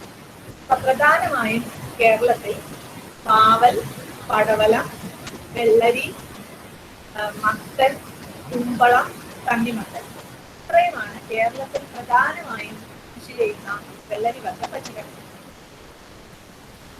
ഇത് ജൈവ രീതിയിൽ ചെയ്യുവാണെങ്കിൽ 1 ഗ്രോ ബാഗിന് മേൽവളമായി ഞാൻ നേരത്തെ പറഞ്ഞതുപോലെ തന്നെ 1 കൈപ്പിടി വീതം എല്ലുപൊടി, വേപ്പിൻ പിണ്ണാക്ക്, ചകിരിച്ചോറ്, കമ്പോസ്റ്റ് അല്ലെങ്കിൽ ചാരം അത് വിത്ത് പാകി 3 ആഴ്ചയ്ക്ക് ശേഷം നൽകണം. പിന്നെ കടലപ്പിണ്ണാക്ക് കുതിർത്തതിന്റെ തെളിനീര് അല്ലെങ്കിൽ ഗോമൂത്രം 5 ഇരട്ടി വെള്ളം ചേർത്ത് ആഴ്ച തോറും നനയ്ക്കുന്നതോടൊപ്പം 500 മില്ലിലീറ്റർ വീതം നൽകണം. പിന്നെ ഉണക്കി പൊടിച്ച ചാണകപ്പൊടി അല്ലെങ്കിൽ മണ്ണിര കമ്പോസ്റ്റ് ഓരോ കൈപ്പിടി വീതം 2 ആഴ്ച കൂടുമ്പോൾ നൽകണം. ഇത്രയുമാണ് ജൈവ കൃഷിയിൽ നമ്മൾ 1 ഗ്രോ ബാഗിന് നൽകേണ്ടത്. ഈ സംയോജിത പോഷണമാണ് നൽകുന്നതെങ്കിൽ വെള്ളരി വർഗ്ഗ പച്ചക്കറികൾക്കെല്ലാം തന്നെ അടിവളമായി 1 ഗ്രോ ബാഗിന് urea 10 gram, Mussoorie phos 15 gram, potash 5 gram. മേൽവളമായി 1 ഗ്രോ ബാഗിന് യൂറിയ 5 ഗ്രാം. കൂടാതെ ഓരോ വിളവെടുപ്പിന് ശേഷവും 19-19-19 2 ഗ്രാം 1 ലിറ്റർ വെള്ളത്തിൽ തോതിൽ കലക്കി ഇലകളിൽ കലക്കുന്നു. ഇത്രയുമാണ് സംയോജിത പോഷണം നൽകേണ്ടത്. അപ്പൊ ഇത് പാവൽ, പടവലം, വെള്ളരി ഇവയെല്ലാം ഗ്രോ ബാഗിൽ വളർന്നു നിൽക്കുന്നതാണ്. ഇനി പുരയിടത്തിലാണെങ്കിൽ എങ്ങനെയാണെന്ന് നോക്കാം. നേരത്തെ പറഞ്ഞ പോലെ തന്നെ നിലം ഒരുക്കണം. പില്ലർ കൊണ്ടോ അല്ലെങ്കിൽ മൺവെട്ടി കൊണ്ടോ നന്നായി പുരയിടം കിളച്ച് 1 സെന്റിന് 1 കിലോ എന്ന തോതിൽ കുമ്മായം ഇട്ട് കൊടുക്കണം. അത് കഴിഞ്ഞ് ഇതുപോലെ നിർദ്ദിഷ്ട അകലത്തിൽ കുഴികളിടണം. അപ്പോൾ നിർദ്ദിഷ്ട അകലം എന്ന് പറയാൻ കാരണം ഞാനിപ്പോൾ ഒരു ടേബിൾ കാണിക്കാം. ഇതാണ് ഓരോ വിളകൾക്കുമുള്ള വിള അകലത്തിന്റെ വ്യത്യാസം. അതായത് പാവൽ, പടവലം വിള അകലം 2/2 മീറ്റർ, വെള്ളരി ആണെങ്കിൽ 2/1.5 മീറ്റർ, തണ്ണിമത്തനാണെങ്കിൽ 3/2 മീറ്റർ. സുരയ്ക്ക നമുക്ക് 2 രീതിയിൽ വളർത്താം. പടർത്തി വളർത്താം, അല്ലെങ്കിൽ നിലത്ത് മുകളിലോട്ട് പടർത്തി വളർത്താം, അല്ലെങ്കിൽ നിലത്ത് പടർത്തി വളർത്താം. മുകളിലോട്ടാണ് പടർത്തുന്നതെങ്കിൽ 3/3 മീറ്റർ, നിലത്താണ് പടർത്തുന്നതെങ്കിൽ 2/3 മീറ്റർ അല്ലെങ്കിൽ 4 മീറ്റർ. ഇനി മത്തൻ 4.5/2 മീറ്റർ, കുമ്പളം 4.5/2 മീറ്റർ. അപ്പൊ മത്തനും കുമ്പളവും കൂടുതൽ വിള അകലം. ഇനി ഈ വരിയിൽ കാണുന്നത് വിത്തിന്റെ തോതാണ്. പാവലാണെങ്കിൽ സെന്റിന് 24 ഗ്രാം, പടവലം 16 ഗ്രാം, വെള്ളരി 3 ഗ്രാം, തണ്ണിമത്തൻ 6 ഗ്രാം, ചുരയ്ക്ക 16 ഗ്രാം, മത്തൻ 5 ഗ്രാം, കുമ്പളം 5 ഗ്രാം. ഇതാണ് പാവൽ തൈകൾ വളർന്നു വരുന്നത്. നമുക്ക് ഒരു കുഴിയും 3 കൂടുതൽ, അതായത് 4 or 5 വിത്തിട്ട് വളർത്താം. അപ്പൊ ഞാൻ നേരത്തെ പറഞ്ഞു, വഴുതന വർഗ്ഗ പച്ചക്കറികൾ നമ്മൾ പ്രോപ്പറയിൽ വിത്ത് പാകിയാണ് കുളിപ്പിക്കുന്നത്. എന്നാൽ വെള്ളരി വർഗ്ഗ പച്ചക്കറികളുടെ പ്രാധാന്യം എന്തെന്ന് വെച്ചാൽ അവ നേരിട്ട് കൃഷിയിടത്തിൽ അല്ലെങ്കിൽ പുരയിടത്തിൽ വിത്ത് പാകിയാണ് വളർത്തുന്നത്. അപ്പൊ ഒരു കുഴിയിൽ നമുക്ക് 4 or 5 വിത്ത് പാകി അതിൽ നല്ല ഊർജമുള്ള 2 or 3 തൈകൾ മാത്രം നിർത്തിയിട്ട് ബാക്കിയുള്ളവ പിഴുതുന്നു. ഈ വളപ്രയോഗം, അടിവളം ഞാൻ നേരത്തെ പറഞ്ഞത് തന്നെയാണ്. 1 സെന്റിന് വേപ്പിൻ പിണ്ണാക്ക് കാലിവള മിശ്രിതം 100 കിലോഗ്രാം, കമ്പോസ്റ്റ് 100 കിലോഗ്രാം, കോഴിവളം 20 കിലോഗ്രാം. ഈ മേൽവളമായിട്ട് പച്ചച്ചാണകലായും ബയോഗ്യാസ് കറി, കടലപ്പിണ്ണാക്ക്, ഇതെല്ലാം നേരത്തെ പറഞ്ഞ അതേ അളവാണ്. ഇത് ഒരാഴ്ച ഇടവിട്ട് നൽകണം 1 സെന്റ്. ഇനി ഇത് സംയോജിത പോഷണമാണ് നൽകുന്നതെങ്കിൽ, അതായത് ജൈവവളത്തിന്റെ കൂടെ നമ്മൾ രാസവളവും കൂടി കൊടുക്കുകയാണെങ്കിൽ ജൈവവളം 100 കിലോഗ്രാം, രാസവളം അടിവളമായി urea 300 gram, Mussoorie phos 600 gram, potash 170 gram. മേൽവളമായി നമ്മൾ യൂറിയയാണ് മിക്ക വിളകൾക്കും മേൽവളമായി കൊടുക്കുന്നത്. പല ഗഡുക്കളായി കൊടുക്കും. അപ്പൊ ഇതേ അളവ് 90 ഗ്രാം യൂറിയ നമ്മൾ 2 ഗഡുക്കളായി വിത്തിട്ട് 1 മാസത്തിന് ശേഷവും, ഈ ആദ്യത്തെ ഗഡു കഴിഞ്ഞ് 1 മാസത്തിന് ശേഷവും 2 ഗഡുക്കളായി 150 ഗ്രാം. ഇതാണ് തൈകൾ പടർത്തുന്ന വിധം. ഞാൻ പറഞ്ഞു, ഒരു കുഴിയിൽ 3 തൈ വരെ നമുക്ക് നിർത്താൻ സാധിക്കും. അതുപോലെ പാവൽ മുകളിലോട്ട് പടർന്ന് വളരും. ഇത് പന്തലിച്ചു. പാവൽ, പടവലമൊക്കെ നമ്മൾ മുകളിലോട്ട് പടർത്തിയാണ് വളർത്തുന്നത്. അതേസമയം വെള്ളരി, കുമ്പളം, മത്തൻ ഇവയെല്ലാം നമ്മൾ നിലത്ത് പടർത്തിയാണ് വളർത്തുന്നത്. വിത്തിട്ട് ഏകദേശം 1 മാസത്തിന് ശേഷം ചെടികൾ പൂവിട്ട് കാഴ്ച. വിളവെടുപ്പ്: പാവൽ, പടവലം, വെള്ളരി കായ്കൾ മൂപ്പെത്തുന്നതിന് മുമ്പ് വിളവെടുക്കണം. എന്നാൽ മത്തനും കുമ്പളവും കായ്കൾ മൂപ്പെത്തിയ ശേഷം വേണം വിളവെടുക്കാൻ. അപ്പൊ നമുക്കറിയാം, മത്തൻ, കുമ്പളം എല്ലാം വിളവെടുത്ത ശേഷം നമുക്ക് കൂടുതൽ കാലം സൂക്ഷിക്കാൻ പറ്റും. അത് മൂപ്പെത്തിയവ വിളവെടുക്കുന്നത് കൊണ്ടാണ് ഇതുപോലെ കൂടുതൽ കാലം സൂക്ഷിക്കാൻ പറ്റും. എന്നാൽ പാവൽ, പടവലം, വെള്ളരി നമുക്ക് അധിക കാലം സൂക്ഷിക്കാൻ പറ്റും. ഇത് കായീച്ച, സാധാരണ പാവലിലും പടവലത്തിലും ഒക്കെ കാണുന്ന കായീച്ചയുടെ ശല്യമാണ് കാണിക്കുന്നത്. ഇതിന് നമുക്ക് ഫിറമോൺ കെണി വെക്കാം, അല്ലെങ്കിൽ ഇതുപോലെ കവറുകൾ കുത്തിയിടാം. ഇനി 3ാമത്തെ വിഭാഗം പച്ചക്കറികളാണ് പയറുവർഗ്ഗ പച്ചക്കറി.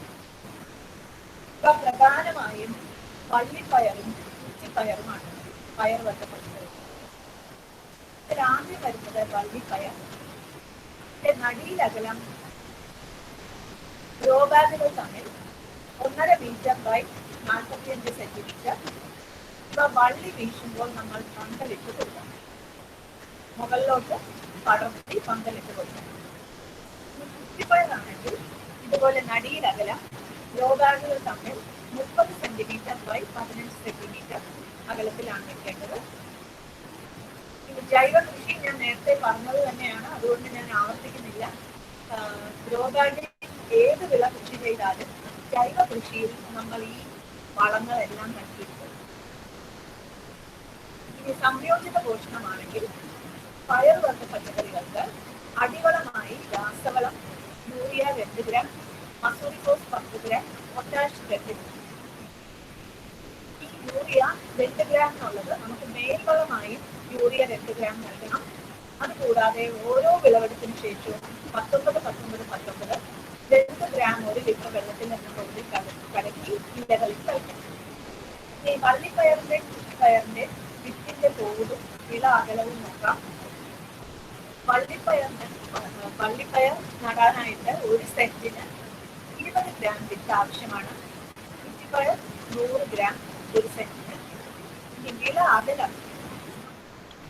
Hello, excuse me. Hello, Sharada madam. Hello, കേൾക്കാം. ഹലോ കേൾക്കാം Lakshmi. Hello hello madam. Hello കേൾക്കാം. ഇടയ്ക്ക് ഇച്ചിരി ഒരു ക്ലാരിറ്റി പ്രോബ്ലം ഉണ്ട്, ഒന്ന് ചെക്ക് ചെയ്യാവോ? ആണോ? കേൾക്കാമോ? കുറച്ച് ക്ലാരിറ്റി പ്രോബ്ലം ഉണ്ട്, ഒന്ന് ചെക്ക് ചെയ്യാവോ? കേൾക്കാമോ? ക്ലാരിറ്റി കുറവുണ്ട് മാഡം. ഹലോ, ഇപ്പൊ കേൾക്കാമോ? ഹലോ, കുഴപ്പമില്ല, അങ്ങനെ സംസാരിച്ചോട്ടെ, മനസ്സിലാവുന്നുണ്ട് ക്ലാസ്. ക്ലിയർ ആവുന്നുണ്ട്. ഇപ്പൊ കേൾക്കാം. കേൾക്കാം. Okay okay. ഇപ്പൊ പിന്നെ പോയി മാഡം. എന്തോ ഡിസ്റ്റർബൻസ് ഉണ്ട് madam. Background disturbance is something is there. അത് അറിയില്ല കേട്ടോ, എന്താന്ന് അറിയില്ലേ. നന്നായിട്ടുണ്ട് ഡിസ്റ്റർബൻസ്. ഇവിടെ വേറെ പ്രത്യേകിച്ചൊന്നും ഡിസ്റ്റർബൻസ് ആയിട്ട്. ഹലോ മേഡം ഇപ്പൊ കേൾക്കാമോ എന്ന് പറഞ്ഞിട്ട് 1 മിനിറ്റ് കഴിഞ്ഞിട്ട് നന്നായിട്ട് കേട്ടു. ആ ഡിസ്റ്റർബൻസ് അങ്ങ് പോയിരുന്നു, പിന്നെ വന്നു. കുഴപ്പമില്ല. ഹലോ, ഞാൻ മൈക്ക് അടുത്ത് പിടിച്ചിരിക്കുകയാണ്. ഹലോ, കേൾക്കാമല്ലോ അല്ലേ? മൈക്രോഫോൺ മാറ്റിച്ചാ മതിയായിരിക്കും. ഇപ്പൊ കുറച്ച് കുറഞ്ഞായിരുന്നു. ഓക്കെ. അപ്പൊ വള്ളിപ്പയർ നമുക്ക് 2 രീതിയിൽ നടാം. ഒന്ന് കുഴികളിൽ നടാം, അല്ലെങ്കിൽ ചാലുകൾ. നേരത്തെ ഞാൻ പറഞ്ഞ പോലെ ചാലുകൾ ഉണ്ടാക്കി ചാലുകളിൽ നടാം. കുഴികളാണെങ്കിൽ 2x2 മീറ്റർ അകലത്തിൽ ആണ് നടേണ്ടത്. ചാലുകളാണെങ്കിൽ 1.5 മീറ്റർ ബൈ 45 സെന്റിമീറ്റർ അകലത്തിൽ വേണം നടാനായിട്ട്. പയറാണ് നടുന്നതെങ്കിൽ 45 ബൈ 30 സെന്റിമീറ്റർ അകലത്തിൽ വേണം നടാൻ. അപ്പൊ ഇത് വള്ളിപ്പയർ. ഇതുപോലെ കുഴികളെടുത്ത് കുഴികൾ തമ്മിൽ 2x2 മീറ്റർ അകലമുണ്ട്. ഒരു കുഴിയിൽ നമുക്ക് 3 മുതൽ 4 വരെ വിത്ത് പാകാം. വള്ളി വീശുമ്പോൾ നമ്മൾ പന്തലിട്ട് വള്ളി കയറ്റി കൊടുക്കണം. ഈ വളപ്രയോഗം നേരത്തെ പറഞ്ഞ അതേപോലെ തന്നെയാണ്. ജൈവ രീതിയിൽ 1 സെന്റിന് വേപ്പിൻ പിണ്ണാക്ക് കാലികള മിശ്രിതം 100 കിലോഗ്രാം, അല്ലെങ്കിൽ കമ്പോസ്റ്റ് 100 കിലോഗ്രാം. കോഴികളുമാണെങ്കിൽ അതിന്റെ അളവ് എത്രയോ കുറച്ച് വേണം നൽകാൻ, 20 കിലോഗ്രാം. മേൽവളമായിട്ട് നേരത്തെ പറഞ്ഞ അതേ വളങ്ങൾ ഒരാഴ്ച ഇടവിട്ട് നൽകും. ഇനി സംയോജിത പോഷണം, അതായത് ജൈവവളവും രാസവളവും മിക്സ് ചെയ്ത് കൊടുക്കുകയാണെങ്കിൽ പയറുവർഗ്ഗ പച്ചക്കറികൾക്ക് urea 88 gram, Mussoorie phos 600 gram, potash 70 gram. മേൽവളമായിട്ട് വിത്തിട്ട് 1 മാസത്തിന് ശേഷം യൂറിയ 88 ഗ്രാം. ഇതാണ് പയർ പടർത്തുന്ന രീതി. ഇതുപോലെ ഈ കുറ്റിപ്പയറാണെങ്കിൽ ഇതുപോലെ ചാലുകളിൽ വേണം നടാൻ. വിത്തിട്ട് 1 മാസത്തിന് ശേഷം ചെടികൾ പൂവിട്ട് കാഴ്ച തുടങ്ങും. വിളവെടുപ്പ് നല്ല വലിപ്പമുള്ളതും മാംസളവുമായ കായ്കൾ 3 ദിവസത്തിലൊരിക്കൽ നമുക്ക് വിളവെടുപ്പ് നടത്താൻ സാധിക്കും. ഇതാണ് പയറുവർഗ പച്ചക്കറികളെ കുറിച്ച് പറയാനുള്ളത്. ഇനി വെണ്ട, ചീര ഇവയാണ് പ്രധാനമായും കേരളത്തിൽ കൃഷി ചെയ്യുന്ന മറ്റു വിളകൾ. അപ്പൊ ആദ്യം വെണ്ട നോക്കാം. നടിയിൽ അകലം ഗ്രോ ബാഗുകൾ തമ്മിൽ 60x45 സെന്റിമീറ്റർ. സംയോജിത പോഷണമാണെങ്കിൽ അടിവളമായി urea 4 gram, Mussoorie phos 6 gram, potash 4 gram. മേൽവളമായി ഒരു ഗ്രോ ബാഗിന് യൂറിയ 4 ഗ്രാം. പിന്നെ ഓരോ വിളവെടുപ്പിന് ശേഷവും 19. അത് നേരത്തെ പറഞ്ഞ പോലെ തന്നെ. നടിയിൽ അകലം വെണ്ട ഇതുപോലെ ചാലുകളിലാണ് നടുന്നത്. നേരത്തെ ഞാൻ വഴുതനവർഗ പച്ചക്കറികളിൽ പറഞ്ഞ പോലെ ചാലുകൾ ഉണ്ടാക്കി അതിലാണ് വെണ്ട നടുന്നത്. അപ്പൊ ചാലുകൾ തമ്മിൽ 60 സെന്റിമീറ്റർ അകലവും ഒരു ചാലിൽ ചെടികൾ തമ്മിൽ 45 സെന്റിമീറ്റർ അകലവും വെച്ചാണ് നടേണ്ടത്. വെണ്ട നമ്മൾ വിത്ത് നേരിട്ട് ഇടത്തിൽ വിത്ത് പാകിയാണ് വെണ്ട കൃഷി ചെയ്യുന്നത്.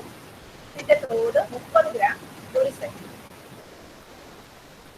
ഈ വളപ്രയോഗം സംയോജിതമായി നൽകുകയാണെങ്കിൽ ജൈവവളം ഒരു സെന്റിന് 100 കിലോഗ്രാം, രാസവളം അടിവളമായി urea 480 gram, Mussoorie phos 700 gram, potash 460 gram.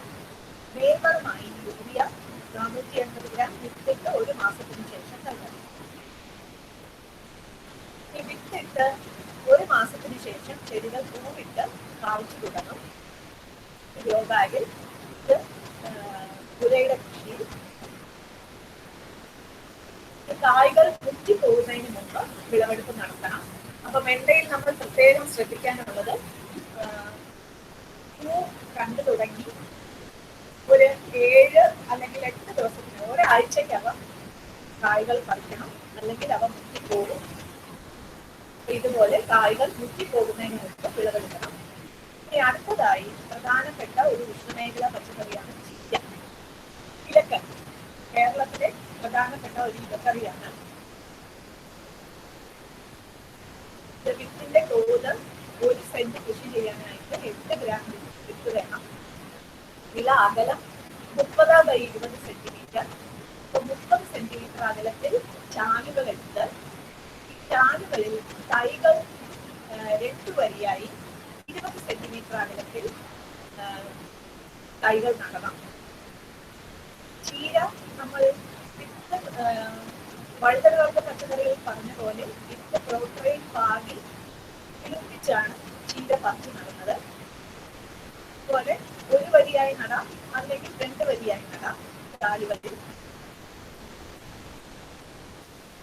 ജൈവ രീതി നേരത്തെ പറഞ്ഞത് തന്നെയാണ്, ആവർത്തിക്കുന്നില്ല. ഈ രാസവള സംയോജിത പോഷണമാണെങ്കിൽ ജൈവവളം 1 സെന്റിന് 100 കിലോഗ്രാം, രാസവളമാണെങ്കിൽ അടിവളം urea 220 gram, Mussoorie phos 1 kilo, potash 335 gram. മേൽവളമായി യൂറിയ 220 ഗ്രാം. അത് വിത്തിട്ട് 1 മാസത്തിന് ശേഷം നൽകണം. അപ്പൊ ഇത്രയുമാണ് പ്രധാനമായും നമ്മുടെ ഉഷ്ണമേഖല പച്ചക്കറി വിളകൾ. അതായത് വഴുതനവർഗ പച്ചക്കറികൾ, വെള്ളരിവർഗ പച്ചക്കറികൾ, പയറുവർഗ പച്ചക്കറികൾ, പിന്നെ വെണ്ട, ചീര. ഇത് കൂടാതെ പയറുവർഗ പച്ചക്കറികളിൽ അത്ര പ്രാധാന്യം നമ്മൾ കൊടുക്കാത്ത, എന്നാൽ പോഷക സമ്പുഷ്ടമായ, വളരെ പോഷക സമ്പുഷ്ടമായ ചില പയറുവർഗ പച്ചക്കറികളാണ് അമരപ്പയർ, ചതുരപ്പയർ, ചീനിയമര, വാളരിപ്പയർ. അപ്പൊ ഇവ ഓരോന്നും എങ്ങനെ കൃഷി ചെയ്യാമെന്നുള്ളത് നോക്കാം. ആദ്യം അമരപ്പയർ. അമരപ്പയറിൽ 2 തരം ഇനങ്ങളുണ്ട്. പടരുന്ന ഇനങ്ങളുണ്ട്, ആയി വളരുന്ന ഇനങ്ങളുണ്ട്. പടരുന്ന ഇനങ്ങൾ അകലം 1.5 മീറ്റർ ബൈ 75 സെന്റിമീറ്റർ. കുറ്റി ഇനങ്ങളാണെങ്കിൽ 60 സെന്റിമീറ്റർ ബൈ 15 സെന്റിമീറ്റർ. ഇതാണ് വിള അകലം നൽകേണ്ടത്. വിത്ത് പാകി 1.5-2 മാസത്തിന് ശേഷം ചെടികൾ പൂവിട്ട് കാഴ്ച തുടങ്ങും. 2.5-3 മാസം മുതൽ നമുക്ക് കായ്കൾ പറിച്ചു തുടങ്ങാം. ഈ പ്രാധാന്യം കുറഞ്ഞ പയറുവർഗ ചെടികൾക്ക് സാധാരണ നമ്മൾ ജൈവ കൃഷിയാണ് അവലംബിക്കാറ്. അതുകൊണ്ട് പ്രത്യേകിച്ച് രാസവളം, സംയോജിത പോഷണം ആവശ്യമില്ല, ജൈവവളം തന്നെ നൽകാം. അമരപ്പയർ. ഇനി അടുത്തത് ചതുരപ്പയർ. ചതുരപ്പയർ സാധാരണ പടർന്നാണ് വളരുന്നത്.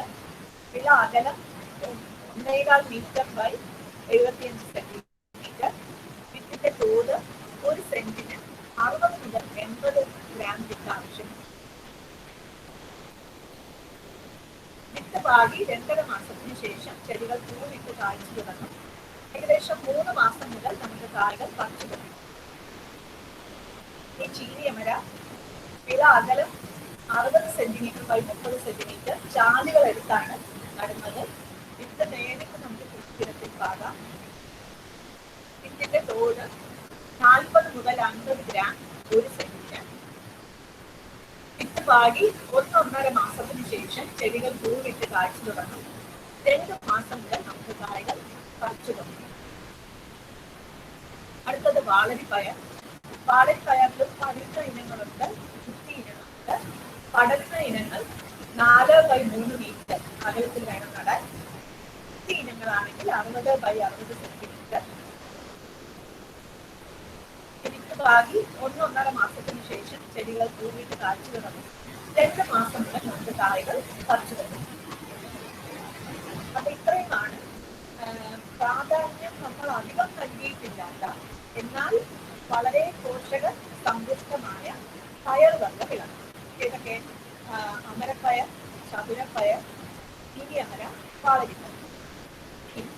നമ്മൾ ദീർഘകാല പച്ചക്കറി വിളകൾ എന്ന് പറയുന്ന ചില വിളകളാണ് കോവൽ, കറിവേപ്പ്, മുരിങ്ങ. അപ്പൊ ഇത് ഓരോന്നായിട്ട് നോക്കാം.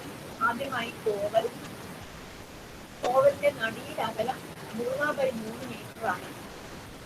ഇത് വെള്ളരി വർഗ്ഗ പച്ചക്കറികളിൽ ഉൾപ്പെടുന്ന ഒരു ദീർഘകാല വിളയാണ്. നടിയിലകലം 3/3 മീറ്റർ. കുഴികൾ 50 സെന്റിമീറ്റർ വ്യാസവും 30 മുതൽ 45 സെന്റിമീറ്റർ താഴ്ചയും ഉള്ള കുഴികളെടുത്ത് ആ കുഴികളിൽ 30 മുതൽ 40 സെന്റിമീറ്റർ നീളമുള്ള ഇടത്തരം പൂക്കുള്ള വള്ളികൾ മുറിച്ചെടുത്ത് നടാൻ ഉപയോഗിക്കും. വള്ളികൾ ഉപയോഗിച്ചാണ് നമ്മൾ കോവൽ കൃഷി ചെയ്യുന്നത്. അപ്പോൾ പ്രത്യേകം ശ്രദ്ധിക്കാനുള്ള ഒരു കാര്യം, കൂടുതൽ പെൺപൂക്കൾ ഉള്ള വള്ളികൾ നോക്കി തന്നെ കോവൽ നടാനായി ഉപയോഗിക്കണം. എന്നാൽ മാത്രമേ നമുക്ക് കൂടുതൽ കോവയ്ക്ക അതിൽ നിന്ന് ലഭിക്കും.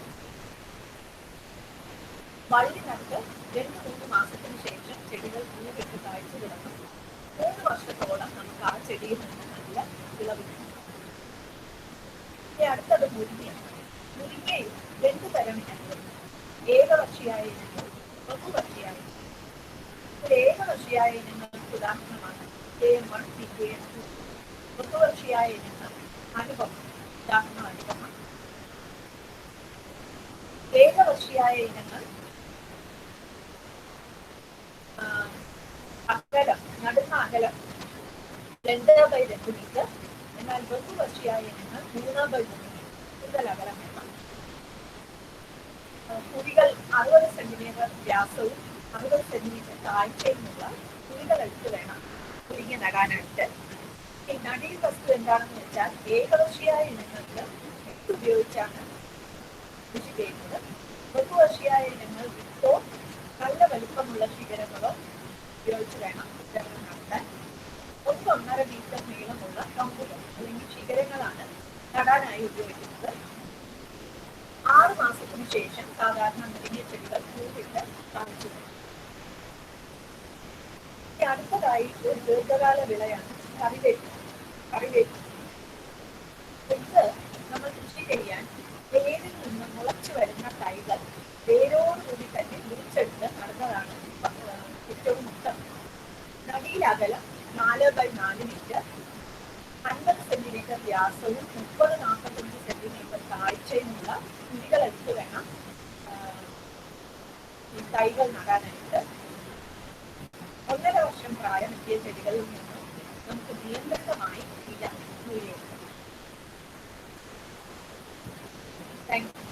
ഇത്രയുമാണ് ഉഷ്ണമേഖലാ പച്ചക്കറികളെ കുറിച്ച് പ്രധാനമായും. മാഡം സ്ലൈഡുകൾ ഒന്നുകൂടെ കാണിക്കുമോ? ആദ്യം സ്ലൈഡുകൾ ഒന്നുകൂടെ കാണിക്കുമോ? സ്ലൈഡുകൾ ആദ്യം മുഴുവനോ? ഒന്ന് പോവുകയാണെങ്കിൽ. അല്ല, നിങ്ങൾക്ക് പ്രത്യേകിച്ച് ഏതെങ്കിലും സ്ലൈഡ് കാണണമെങ്കിൽ അത് കാണിച്ചു. നമ്മൾ ഗ്രൂപ്പിൽ ഇട്ട് തരുമോ ഈ സ്ലൈഡുകൾ? ഗ്രൂപ്പിൽ ഈ സ്ലൈഡുകൾ ഇട്ട് തരുമോ? ഗ്രൂപ്പിൽ ഇട്ട് തരുമോ? മാഡം വളരെ വേഗത്തിൽ പോയത് കൊണ്ട് പലതും ഓർമ്മിക്കാൻ പറ്റുന്നില്ല. തരുന്നതാണേ.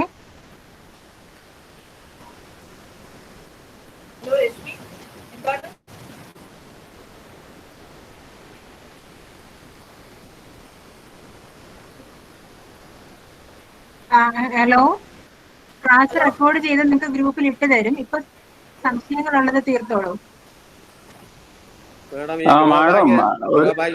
നിലനിൽക്കത്തില്ല. അത് എന്താ ചെയ്യാൻ, എത്ര വർഷത്തേക്ക് ഉപയോഗിക്കാം? ഈ ഗ്രോ ബാഗുകളെ അധികം നാള് നീണ്ടു നിൽക്കത്തില്ല, അത് എത്ര വർഷത്തേക്ക് ഉപയോഗിക്കാം? സാധാരണ ഗ്രോ ബാഗ് 3 വിളക്കാലം എന്നാണ് പറയുന്നത്. അതായത് ഇപ്പൊ പച്ചക്കറി കൃഷി ചെയ്യുമ്പോൾ ഒരു 3-3.5 മാസം കൊണ്ടാണ് ഒരു വിളക്കാലം തീരുന്നത്. അതുപോലെ 3 വിളക്കാലം വരെ നമുക്ക് ഒരു ഗ്രോ ബാഗ് ഉപയോഗിക്കാം. അപ്പൊ ഇതില് മണ്ണ് മാറ്റി കൊടുക്കേണ്ടതുണ്ടോ ഓരോ വിളക്കാലം ആകുമ്പോഴേ? എപ്പോൾ മണ്ണ് മാറ്റി കൊടുക്കണം? അത് പറയുന്ന കേൾക്കും. മണ്ണ് മാറ്റണം. ഓരോ വിളക്കും ആ ഗ്രോ ബാഗിൽ നിന്ന് മണ്ണ് വെളിയിലിട്ട് അത് ഒരിക്കൽ കൂടെ മിക്സ് ചെയ്ത് ഒന്നുകൂടെ വളം കുറച്ച് ചാണകപ്പൊടിയോ മറ്റോ ആഡ് ചെയ്തിട്ട് വേണം തിരിച്ചു നടാൻ. ഈ വഴുതന വർഗത്തിൽപ്പെട്ട അതിന്റെ വിത്തുകള് പ്രോട്രയില് പാകാൻ പറഞ്ഞു. അപ്പൊ മറ്റു വിളകൾ, അതായത് വെള്ളരി വർഗം അങ്ങനെയുള്ളതൊക്കെ ഡയറക്റ്റ് ആയിട്ട്, പയർ വർഗ്ഗങ്ങൾ ഡയറക്റ്റ് ആയിട്ടാണ് ഗ്രോ ബാഗിൽ പാകേണ്ടത്?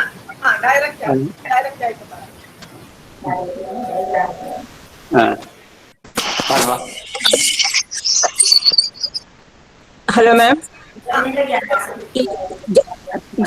ജൈവ കൃഷിയില് എല്ലുപൊടിക്ക് പകരം നമുക്ക് ചേർക്കാൻ പറ്റുന്ന മറ്റെന്തെങ്കിലും സബ്സ്റ്റിറ്റ്യൂട്ട് ഉണ്ടോ മാം?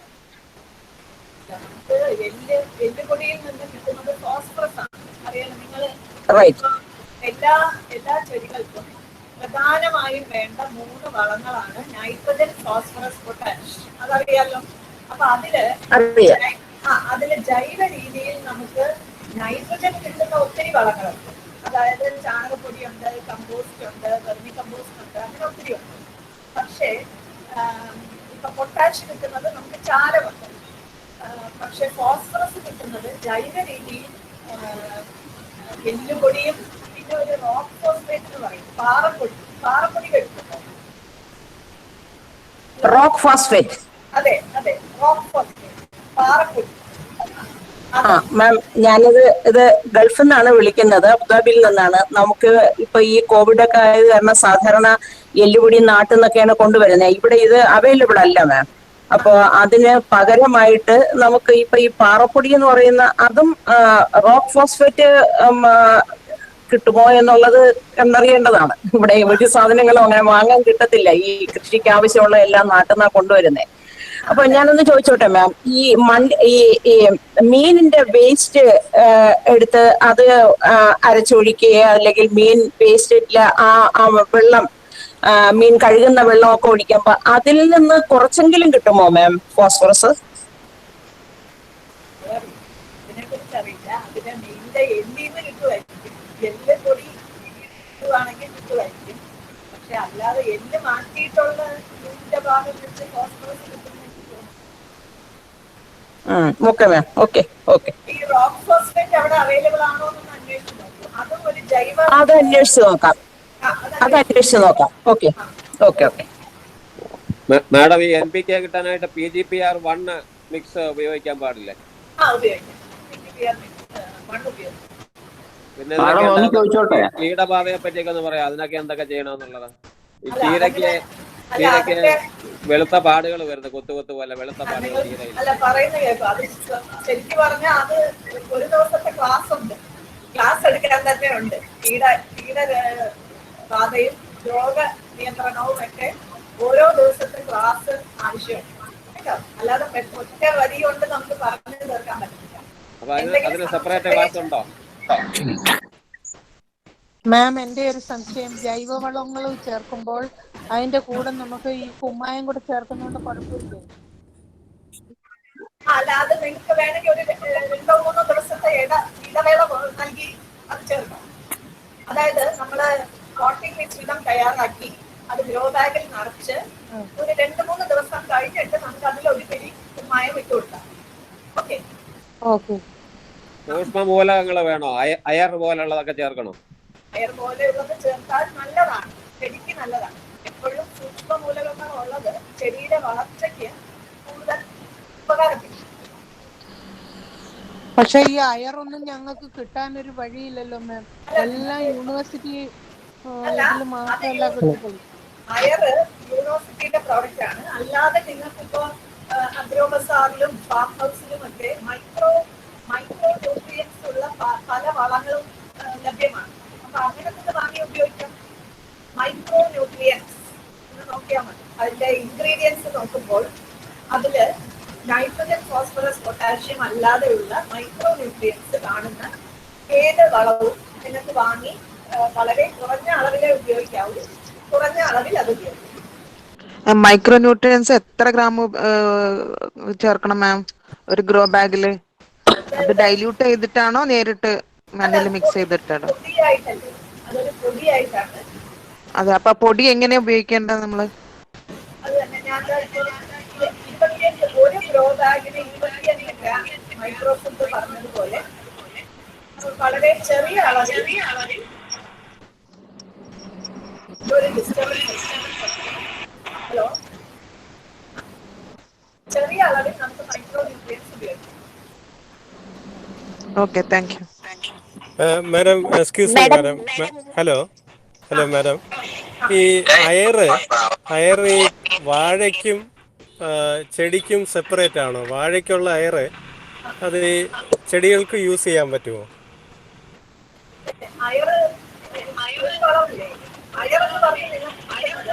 മൈക്രോ ന്യൂട്രിയൻസിന്റെ ഒരു മിക്സ്ചറാണ്. അപ്പൊ അതിന്റെ വാഴയ്ക്കും പച്ചക്കറികൾക്കും അളവ് മാത്രമേ വ്യത്യാസമുള്ളൂ. ശരി. Okay, thank you. Madam, rock phosphate എത്ര അളവിൽ ഉപയോഗിക്കണം മാഡം ഗ്രോ ബാഗിൽ? ഫോസ്ഫറസിന്റെ അളവ് പറഞ്ഞില്ലേ, ആ ഫോസ്ഫറസിന്റെ അളവിന് പകരം റോക്ക് ഫോസ്ഫേറ്റ് ഉപയോഗിക്കണം. അതിപ്പോ ഓരോ ഞാൻ കാണിച്ചു തരാം. വഴുതന വർഗ്ഗ പച്ചക്കറികളില്ല.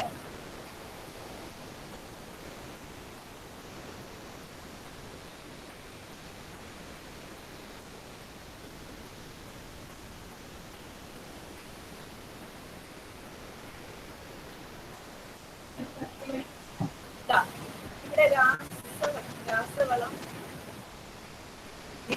അടിവളമായി ഈ അളവിന് പകരം ഗ്രോ ബാഗിൽ മാഡം, ഗ്രോ ബാഗിലാ ചോദിച്ചത്. ഗ്രോ ബാഗ് ആണെങ്കിൽ അതിന്റെ അളവ്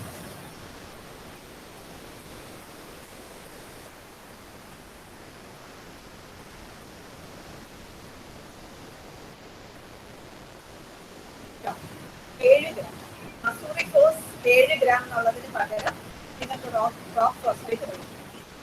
ഓക്കെ. ഇപ്പം മാഡം പറഞ്ഞല്ലോ, ഇപ്പൊ ജൈവവളവും രാസവളവും കൂടെ വേണമെങ്കിൽ സംയോജിപ്പിച്ചിട്ട് ചെയ്യാന്ന് പറഞ്ഞു. അത് ജൈവവളമാണെങ്കിൽ ആഴ്ച തോറും ചെയ്യണം, രാസവളം മാസം തോറും അല്ലേ ചെയ്യുന്നേ? ഈ ഏതാണ്ട് അപ്പൊ 4 ആഴ്ച കഴിഞ്ഞിട്ട് ഈ 5-ാം ആഴ്ചയാണോ ഈ രാസവളം ചെയ്യാൻ പറയുന്നത് മാഡം? അല്ല, കുറച്ച് പത്ത് പറയുന്നത് ഭയങ്കര ശബ്ദം. കുറച്ച് വോളിയം കുറയ്ക്കൂ. ഹലോ മേഡം, ഈ രാസവളവും ജൈവവളവും സംയോജിപ്പിച്ച് ചെയ്യുന്ന കൃഷിയുണ്ടല്ലോ, ആ കൃഷി ഇപ്പൊ നമ്മള് ജൈവവളമാണെങ്കിൽ എല്ലാ ആഴ്ചയും ചെയ്യണം, രാസവളം ആവുമ്പോ മാസത്തിൽ ഒരിക്കലേ ചെയ്യുന്നുള്ളൂ. അപ്പൊ ആ 4 ആഴ്ച, ഒരു മാസത്തിൽ 4 ആഴ്ച ഈ ജൈവവളം ചെയ്തിട്ട് അതിന്റെ കൂടെ തന്നെ നമുക്ക് രാസവളം ചെയ്യണം എന്നാണോ മാഡം പറയുന്നത്? ജൈവവളം നമ്മൾ അടിവളമായി കൊടുക്കുന്നത് മാത്രമേ ഉള്ളൂ. മേൽവളമായിട്ടാണ് നമ്മൾ രാസവളം ഉപയോഗിക്കുന്നത്. അതാണ് സംയോജിത പോഷണത്തിൽ ചെയ്യുന്നത്. അപ്പൊ അടിവളം ജൈവവളം കൊടുത്തിട്ട് രാസവളം മേൽവളമായിട്ട് കൊടുക്കുന്നത്. അപ്പൊ അതിന്റെ ഇടയ്ക്ക് ഒന്നും കൊടുക്കണ്ട നമ്മളപ്പൊ മേൽവളം ജൈവവളം? വേണ്ട. സംയോജിത പോഷണത്തിൽ ജൈവവളം നമ്മൾ അടിവളമായി മാത്രമേ കൊടുക്കൂ. രാസവളം അടിവളമായും മേൽവളമായും കൊടുക്കും. മാഡം ഇതിന്റെ തൊട്ട് മുമ്പിലത്തെ സ്ലൈഡ് ഒന്നുകൂടെ കാണിക്കുമോ? തൊട്ട് മുമ്പിലത്തെ സ്ലൈഡ് ഇതാണോ? ഹലോ, അതെ അത് തന്നെ.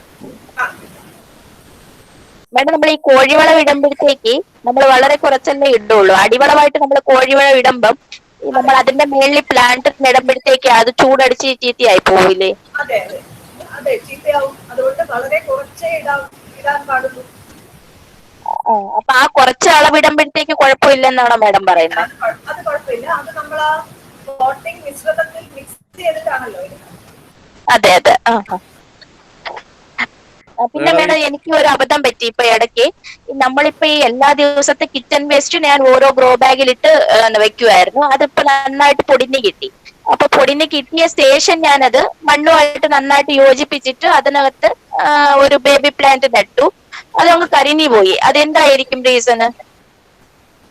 ആ ഗ്രോ ബാഗിനകത്ത് തന്നെ നട്ടോ? അതെ അതെ. അങ്ങനെ നടാൻ പാടില്ല. അങ്ങനെ ഒരിക്കലും നടാൻ പാടില്ല. അതൊരു വളം പോലെയല്ലേ. അപ്പൊ വളത്തിൽ അപ്പൊ നിങ്ങൾ മണ്ണും, ഞാനിപ്പോ ഒരു പോട്ടിംഗ് മിശ്രിതത്തിൽ എന്തൊക്കെ ഉണ്ടെന്നാണ് പറഞ്ഞത്? തുല്യ അളവിൽ മണ്ണ്, മണല്, ചാണകപ്പൊടി ഇതെല്ലാം ഉണ്ട്. അല്ലാതെ നിങ്ങളിപ്പോ വളം മാത്രമുള്ള ഒരു മിശ്രിതത്തിൽ ഒരിക്കലും ചെടി നടാൻ പാടില്ല.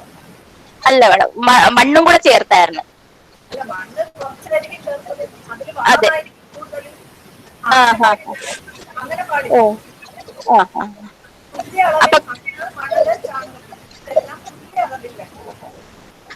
അപ്പൊ കുറച്ചുകൂടി ഡൈല്യൂട്ട് ചെയ്തെടുക്കാം അല്ലേ? അപ്പം കുറച്ചുകൂടി മണ്ണും മണലും മിക്സ് ചെയ്യാം. നിങ്ങൾ ഒരു കാര്യം ചെയ്യും, ആ ഗ്രോ ബാഗില് വളം ഉണ്ടാക്കാൻ മാത്രം അതിൽ നിന്ന് കുറച്ച് വളം എടുത്ത് വേറെ ഗ്രോ ബാഗിൽ മണ്ണും മണലും ഈ വളവും കൂടി മിക്സ് ചെയ്ത് വേറെ ഗ്രോ ബാഗിൽ ചെടി നടും. അല്ലാതെ അതിൽ തന്നെ നടക്കും. Okay okay. ശരി ശരി. Okay, thank U.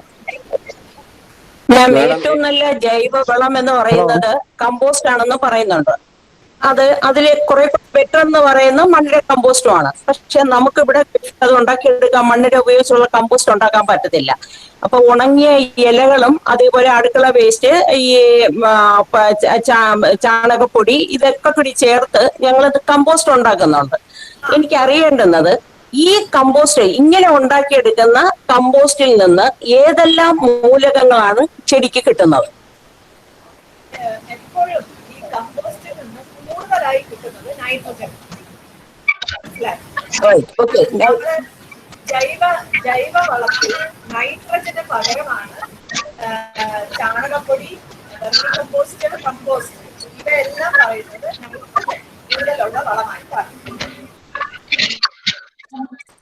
അപ്പൊ അതിൽ നിന്ന് നൈട്രജൻ മാത്രമേ കിട്ടുള്ളൂ അല്ലേ മാം? അതെ, നൈട്രജൻ ആണ് കൂടുതൽ. പിന്നെ ചെറിയ അളവിൽ, വളരെ ചെറിയ തോതിൽ ബാക്കി മൈക്രോ ന്യൂട്രിയൻസ് ചിലപ്പോൾ കാണും. അത്രേ ഉള്ളൂ.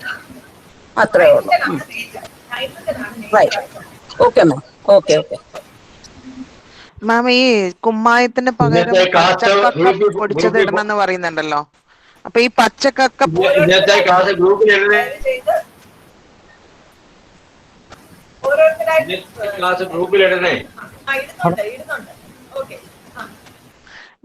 മാം, ഈ കുമ്മായത്തിന് പകരം പച്ചക്കക്ക പൊടിച്ചിടണമെന്ന് പറയുന്നുണ്ടല്ലോ. അത് എന്താണ്?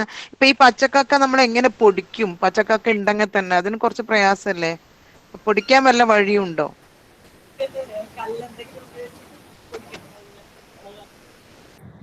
നീറ്റുകയൊക്കെ ആണെങ്കിൽ താനെ പൊടിയുമല്ലോ വെള്ളം ചേർക്കുമ്പോൾ. ഹലോ മാഡം, ഹലോ, നീറ്റുകക്ക അങ്ങനെ ഉപയോഗിക്കാൻ പറ്റുമോ ഈ കുമ്മായത്തിന് പകരം? അപ്പം ഹലോ,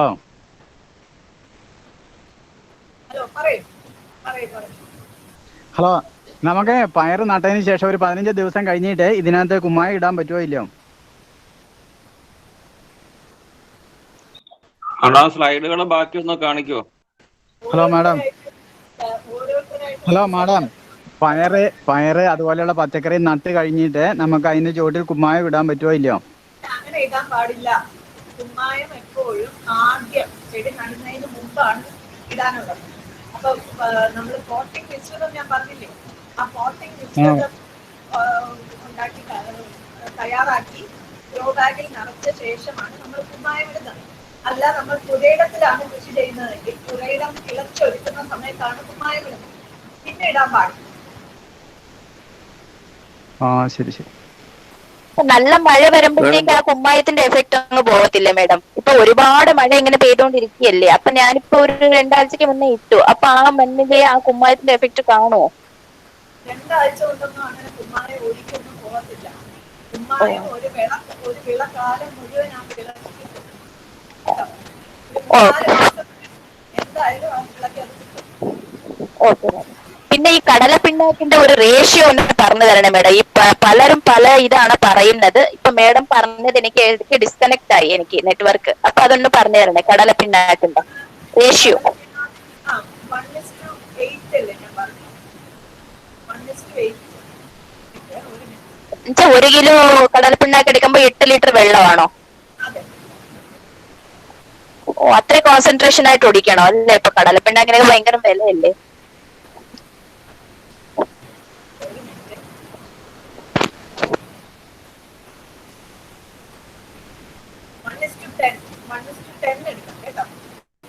പിന്നെ അപ്പൊ 250 ഗ്രാമിന് ഇപ്പുറത്ത് എഴുതിയേക്കുന്ന എന്തൊരു വേണം അത്?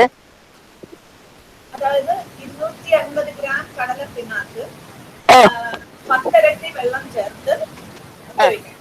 ആഴ്ചയിൽ ഒരിക്കൽ ഈ വളങ്ങളെല്ലാം ഉപയോഗിക്കും. ഓ, 250 ഗ്രാം കടലപ്പിണ്ണാക്കിന് 10 ലിറ്റർ വെള്ളം. അല്ല, 10 അല്ല, 10 ഇരട്ടി. 10 ഇരട്ടി എന്ന് പറയുമ്പോ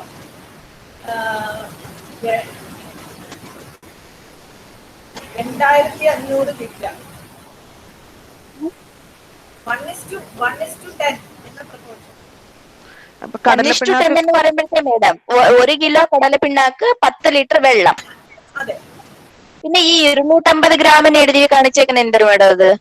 250 ഗ്രാം കടലപ്പിണ്ണാക്ക് എടുക്കുക. ഈ വണ്ണിന് പകരം 250 ഗ്രാം. മനസ്സിലായോ? അപ്പൊ ഇതിന്റെ 10 ഇരട്ടി വെള്ളം ചേർക്കുക.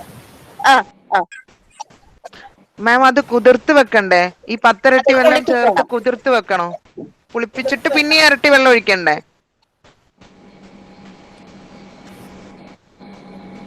പ്രൊസീജിയർ ഒന്ന് പറയണേ മേഡം, കറക്റ്റ് എനിക്ക് മനസ്സിലായില്ല. 1 കിലോ കടലപ്പിണ്ണാക്ക് 10 ലിറ്റർ വെള്ളത്തിൽ കുതിർത്ത് ഒരു 5 ദിവസത്തോളം വെച്ചിരിക്കുക. ഓരോ ദിവസവും നന്നായിട്ട് ഇളക്കുക. 3-ാമത്തെ ദിവസം ആവുമ്പോഴത്തേക്കും ഈ കടലപ്പിണ്ണാക്ക് കുതിർന്നിട്ട് അത് സെറ്റിൽ ചെയ്യും. മുകളില് അതിന്റെ ജലാംശം സൊല്യൂഷൻ ഉണ്ടാകും.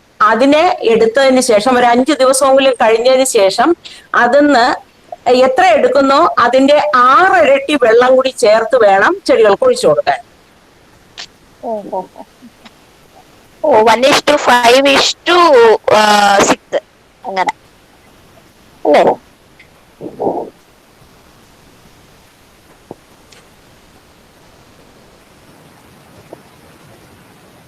മേഡം ഈ കുമ്മായം വെള്ളത്തിൽ കലക്കി ചേർത്ത് ഒഴിച്ചു കൊടുത്താൽ എളുപ്പം അബ്സോർഷൻ നടക്കുവോ? പെട്ടെന്ന് വലിച്ചെടുക്കുവോ?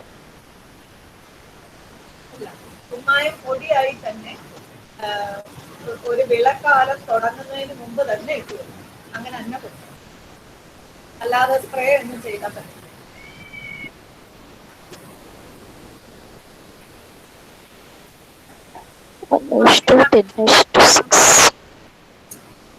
ഞാൻ പറയട്ടെ, ഞാനൊന്ന് പറയട്ടെ, അത് കഴിഞ്ഞിട്ട് അടുത്ത ആൾ ചോദിക്കും.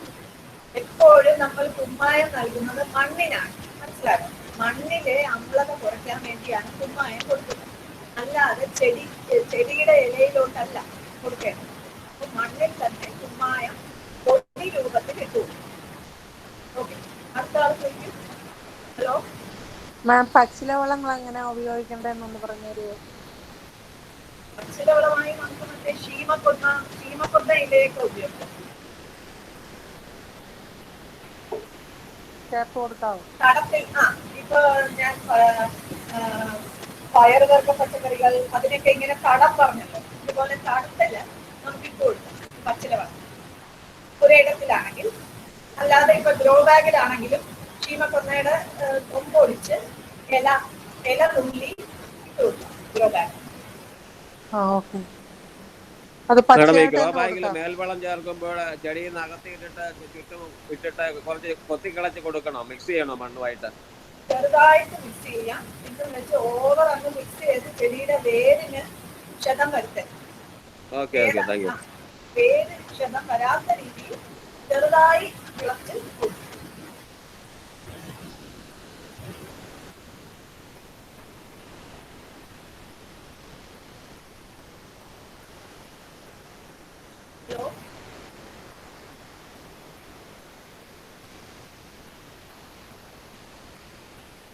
ചോദ്യങ്ങളൊന്നും ഇല്ലെങ്കിൽ രശ്മി. ഹലോ, അല്ല എല്ലാ വീടും മനസ്സിലായി, എന്നാലും പോസ്റ്റ് ചെയ്യണം, ഗ്രൂപ്പിൽ പോസ്റ്റ് ചെയ്യണം പ്ലീസ്. ഹലോ മാം, ഇന്നത്തെ ക്ലാസ് ഗ്രൂപ്പിൽ പോസ്റ്റ് ചെയ്യണം പ്ലീസ്. അതെ, ഹലോ, ഗ്രൂപ്പിൽ പോസ്റ്റ് ചെയ്യുന്നതാണ്, ഗ്രൂപ്പിൽ പോസ്റ്റ് ചെയ്യുന്നതാണ്. Thank you, thank you. Madam ഈ പഞ്ചഗവ്യം പിന്നെ അതേപോലെ ഫിഷ് അമിനോ ആസിഡ് അങ്ങനെയുള്ളതൊക്കെ അതിനെ പറ്റി എല്ലാം ഉപയോഗത്തെ പറ്റി ഒന്ന് പറയാം. ഇല്ല, അങ്ങനത്തെ വളങ്ങളെ പറ്റി വേറെ ക്ലാസ് എടുക്കുന്നതായിരിക്കും. നിങ്ങൾക്ക് പച്ചക്കറി കൃഷിയെ കുറിച്ച് എന്തെങ്കിലും സംശയം ഉണ്ടെങ്കിൽ അത് ചോദിക്കും. തക്കാളിയുടെ സ്റ്റെമ്മിൽ വന്നിട്ട് കറുത്ത ഡോട്ട് വരുന്ന എന്തുകൊണ്ടാണ്? എന്തെങ്കിലും അസുഖമാണോ എന്താണെന്ന് നിങ്ങൾ ശ്രദ്ധിച്ചു നോക്കിയായിരുന്നു? അതില് ആ രണ്ടെണ്ണത്തിന് രണ്ട് കൈയില് കുരടിപ്പുണ്ടായിരുന്നു. അത് കഴിഞ്ഞിട്ട് മൂന്നാലെണ്ണത്തിന്റെ സ്റ്റെമ്മില് കറുത്ത ഡോട്ട് വരുന്നു. നിങ്ങൾ ഈ സ്യൂഡോമോണാസ് കേട്ടിട്ടുണ്ടോ? സ്യൂഡോമോണാസ് എന്തോ മാം? സ്യൂഡോമോണാസ് അത് കലക്കി ഒന്ന് സ്പ്രേ ചെയ്ത് കൊടുക്കണം. 20 ഗ്രാം സ്യൂഡോമോണാസ് പൊടി വാങ്ങാൻ കിട്ടും. അത് വാങ്ങി 20 ഗ്രാം പൊടി 1 ലിറ്റർ വെള്ളത്തിൽ കലക്കി അതൊന്ന് സ്പ്രേ ചെയ്ത് കൊടുക്കുക. പിന്നെ തണുത്തിൽ ഒഴിച്ചു. മാഡം ഗ്രോ ബാഗില് തൈകളെ പറിച്ചു വിടുമ്പോൾ അതിനെ തണല് കുത്തി കൊടുക്കേണ്ടത് ആവശ്യമുണ്ടോ? നല്ല വെയിലത്താണ് വെക്കുന്നതെങ്കിൽ ഒരു 2-3 ദിവസത്തേക്ക് തണല് വെച്ചു കൊടുക്കുന്നത് നല്ലതാണ്. ഈ സ്യൂഡോമോണസ് തടത്തിൽ ഒഴിച്ചു കൊടുക്കുമ്പോ എത്ര ml ഒഴിച്ചു കൊടുക്കണം മാം ഓരോ ഗ്രോ ബാഗില്?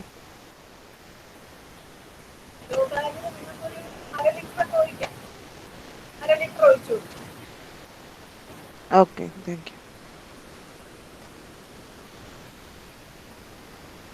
മാം, ഈ വാട്ടരോഗത്തെ പ്രതിരോധിക്കുന്ന ഇനങ്ങൾ ഈ പറഞ്ഞതില് ഒന്ന് പറഞ്ഞു തരാമോ? ഏതൊക്കെയാണ്? തക്കാളി, ശക്തി, മുക്തി, അനഹ, വെള്ളായണി വിജയ്, ഇങ്ങനെ ഒത്തിരി ഇനങ്ങളുണ്ട് വാട്ടരോഗത്തെ പ്രതിരോധിക്കുന്നത്. തക്കാളി അല്ല, വഴുതന. വഴുതനയിൽ ഹരിത എന്ന് കേട്ടിട്ടുണ്ടോ? ഉണ്ട്. ഹരിത, സൂര്യ, ശ്വേത, ഇതെല്ലാം വാട്ടരോഗത്തെ പ്രതിരോധിക്കും. വെണ്ടയില് വാട്ടരോഗം സാധാരണ കാണുന്നത് വഴുതന വർഗ്ഗ പച്ചക്കറികളിലാണ് ഈ വാട്ടരോഗം കാണുന്നത്. ഞാൻ വരുന്നത് പച്ചമുളക് മൊസൈക്ക് രോഗം. വേറെ അസുഖമാണ്. വാട്ടരോഗം എന്ന് പറഞ്ഞാൽ ഫംഗസ് കൊണ്ടുണ്ടാകും. അല്ല, ഞാൻ വെണ്ടയുടെ കാര്യം. വെണ്ടയില് വൈറസ് കൊണ്ടുണ്ടാകുന്നതാണ് വൈറസ്. അപ്പൊ നിങ്ങൾക്കറിയാലോ, ഇപ്പൊ കോവിഡ് വൈറസ് എന്ന് നമുക്ക് മരുന്നില്ല. അതുപോലെ ഈ വൈറസ് ബാധിച്ചു കഴിഞ്ഞാൽ അതിനെ നശിപ്പിക്കാൻ വളരെ ബുദ്ധിമുട്ടാണ്, ആ അസുഖം മാറ്റാനായിട്ട്. അതുകൊണ്ട് നമ്മൾ ആദ്യമേ ചെയ്യാനുള്ളത്, ഈ വൈറസ് പരത്തുന്നത് വെക്ടറുകളാണ്. വെക്ടർ എന്ന് വെച്ചാൽ ഇൻസെക്ട്സ്. ഇപ്പൊ വൈറ്റ് ഫ്ലൈസ്, വെള്ളീച്ച കേട്ടിട്ടില്ലേ? വെള്ളീച്ച. വെള്ളീച്ച പോലെയുള്ള ഇൻസെക്ട്സ് ആണ് ഈ വൈറസ് സ്പ്രെഡ് ചെയ്യുന്നത്. അപ്പൊ നമുക്ക് ഇൻസെക്റ്റിനെ കൺട്രോൾ ചെയ്താൽ ഈ വൈറസ് ഒരു പരിധി വരെ നമുക്ക് നിയന്ത്രിക്കാൻ സാധിക്കും. അപ്പോൾ വൈറ്റ് ഫ്ലൈസിനെ കൺട്രോൾ ചെയ്യാനായിട്ട് നമുക്ക് ഒരു 2-3 ആഴ്ച കൂടുമ്പോൾ തന്നെ 2 ആഴ്ച കൂടുമ്പോൾ തന്നെ നമുക്ക് വേപ്പെണ്ണ വെളുത്തുള്ളി മിശ്രിതം തളിക്കാം. അത് കൂടാതെ വൈറ്റ് ഫ്ലൈസിനെ അട്രാക്ട് ചെയ്യാനായിട്ട് നമുക്ക് മഞ്ഞക്കെടി എന്ന് പറയും, യെല്ലോ ട്രാപ്പ്, യെല്ലോ, അതായത് ഈ വെള്ളീച്ചകൾ ആ മഞ്ഞ സർഫസിൽ അട്രാക്റ്റ് ആയി അതിന് നമ്മൾ പശ തേച്ച് വെക്കും. അപ്പൊ ഈ വെള്ളീച്ചകൾ വന്ന് ഇതിൽ ഒട്ടി വെച്ചിരിക്കും. അങ്ങനെ യെല്ലോ ട്രാപ്പ് ഉപയോഗിച്ച് അതിനെ ട്രാപ്പ് ചെയ്യും. അങ്ങനെയൊക്കെ നമുക്ക് മൊസൈക്കിനെ ഒരു പരിധി വരെ കൺട്രോൾ ചെയ്യാം. എന്നല്ലാതെ ഇത് വന്നു കഴിഞ്ഞാൽ പിന്നെ അത് മാറ്റാൻ വളരെ മാഡം ഈ മല്ലി വളർത്താനായിട്ട് മല്ലിയിലേക്ക് വേണ്ടി വളരെ പ്രയാസം, അതിനെന്തെങ്കിലും പ്രായോഗികമായിട്ടുള്ള എളുപ്പമുള്ള മാർഗങ്ങൾ അനുഭവത്തിൽ നിന്ന് വല്ലതും അറിയാമെങ്കിൽ ഒന്ന് പറയും. അതായത് ഇപ്പൊ മല്ലി നമ്മൾ മുഴുവനായിട്ട് വിതയ്ക്കാതെ അത് ചെറുതായിട്ടൊന്ന് ഇടിച്ച് അതിനെ ഒന്ന് പകുതിയാക്കുക, പിളർത്തിട്ട് നട്ടാൽ മതി. മണ്ണില് പിളർന്ന മല്ലി നടുക. അല്ലെങ്കിൽ മല്ലി ഒരു രാത്രി വെള്ളത്തിൽ കുതിർത്തിട്ട് നടുവാണെങ്കിൽ പെട്ടെന്ന് കിട്ടും. ഇത് ചപ്പാത്തിയുടെ റോളർ കൊണ്ട് ഉരുട്ടി മല്ലി പൊട്ടിച്ചെടുക്കണോ? അല്ല, അങ്ങനെ തീരെ ഒന്ന് ചതയ്ക്കാൻ പാടില്ല. ചെറുതായിട്ട് അതിനെ ഒന്ന് തട്ടി പൊട്ടിക്കാനേ പാടില്ല. അല്ലാതെ അകഭാഗം ചതഞ്ഞു പോലും. അത് വളരെ പ്രയാസമാണ് അത് വളർന്നു കിട്ടാന്, മുളച്ചു കിട്ടാനായിട്ട്. അത് ശരിയാ മാഡം, ഭയങ്കര പ്രയാസമാണ്. ഞാനും ഒരുപാട് അത് ട്രൈ ചെയ്തിട്ട് ഒരു വർഷങ്ങളായിട്ട് ചെയ്യുന്നതാണ്. അത് മാത്രമേ എനിക്ക് സക്സസ് ആയിട്ടില്ല. പക്ഷെ ഇപ്പൊ ഇടക്കാലത്ത് വെച്ച് ഞാനൊരു സംഭവം കേട്ടായിരുന്നു. നമുക്ക് ഈ സൂപ്പർ മാർക്കറ്റുകളിൽ നിന്ന് കിട്ടുന്ന ഈ മല്ലി എന്നൊക്കെ പറയുമ്പോൾ അതെല്ലാം കെമിക്കൽ കോട്ടഡ് ആണെന്നാണ് കേട്ടത് ഞാൻ. പക്ഷെ അതല്ലാതെ നമുക്ക് ഈ സാധാരണ കടകളിൽ വാങ്ങിക്കുന്ന ഈ സപ്ലൈകോയോ അങ്ങനെ എന്തെങ്കിലും കടകളിൽ നിന്ന് വാങ്ങിച്ച് പാവി നോക്കുമ്പോൾ ചിലർക്ക് പിടിക്കുന്നുണ്ടെങ്കിൽ ഇപ്പൊ ഈ അടുത്ത കാലത്ത് ഞാൻ കേട്ടതാണ്. ഇത് ഞാൻ ചെയ്തിട്ടില്ല ഇതുവരെ. ഇത് എത്രത്തോളം സത്യമാണെന്ന് എനിക്ക് അറിയത്തില്ല. പക്ഷെ സൂപ്പർ മാർക്കറ്റിൽ നിന്ന് കൊണ്ടുവരുന്ന മല്ലി ഒരിക്കലും പൊടിച്ചിട്ടില്ല മാഡം. മല്ലി ഒരു രാത്രി വെള്ളത്തിൽ കുതിർത്തിട്ട് പാകുവാണെങ്കിലും പെട്ടെന്ന് തീരും. ഞാൻ വിത്ത് പാകിയിട്ട് എനിക്ക് വിത്ത് വാങ്ങി പാകിയിട്ട് എനിക്ക് മുളപ്പിച്ച് നന്നായി ഉണ്ടായി മല്ലി. മറ്റേ കടയിൽ നിന്ന് വാങ്ങുന്ന മല്ലി ഉണ്ടാവുന്നില്ല.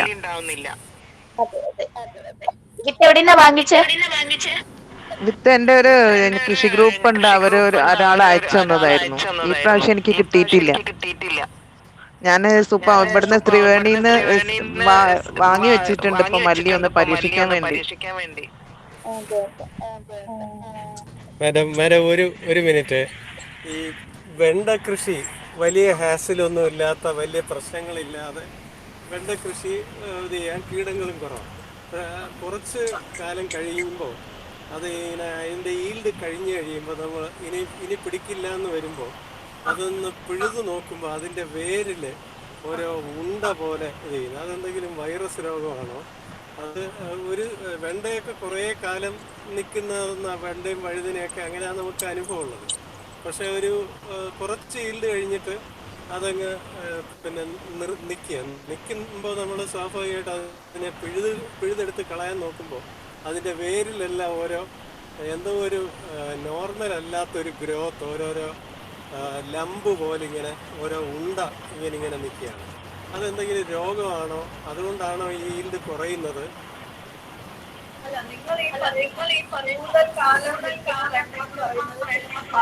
പണ്ട് കാലത്ത് നാടൻ വെണ്ടകളാണ്. പക്ഷെ ഇപ്പോഴുള്ള വെറൈറ്റികൾ കൂടുതലും 4 മാസം കൊണ്ട് അതിന്റെ ആയുസ് തീരുന്നവരൊക്കെ. അപ്പൊ അത് കൂടുതൽ ഇപ്പൊ വഴുതന നിൽക്കുന്നത് പോലെ കാലം കിട്ടി. അപ്പൊ ഇതൊരു അസുഖമൊന്നുമല്ല.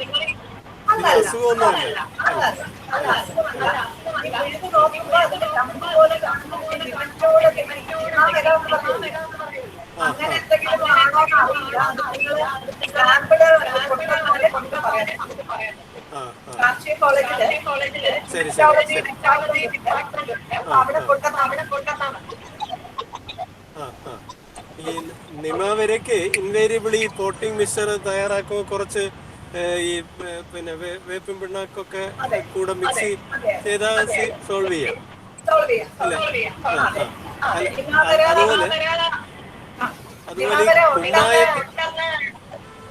കുമ്മായത്തിന് പകരം ഡോളമൈറ്റ് ആയാലും മതിയല്ലോ. ശരി ശരി.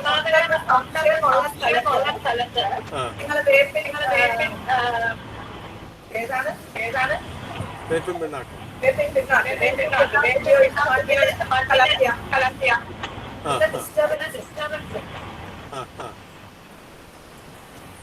ശരി മാഡം, ശരി മാഡം. അല്ല, ഏകദേശം ഒരു ഐഡിയ കിട്ടി. Thank you.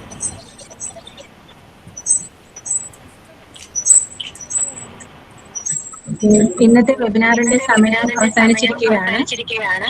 സുഭിക്ഷ കേരളം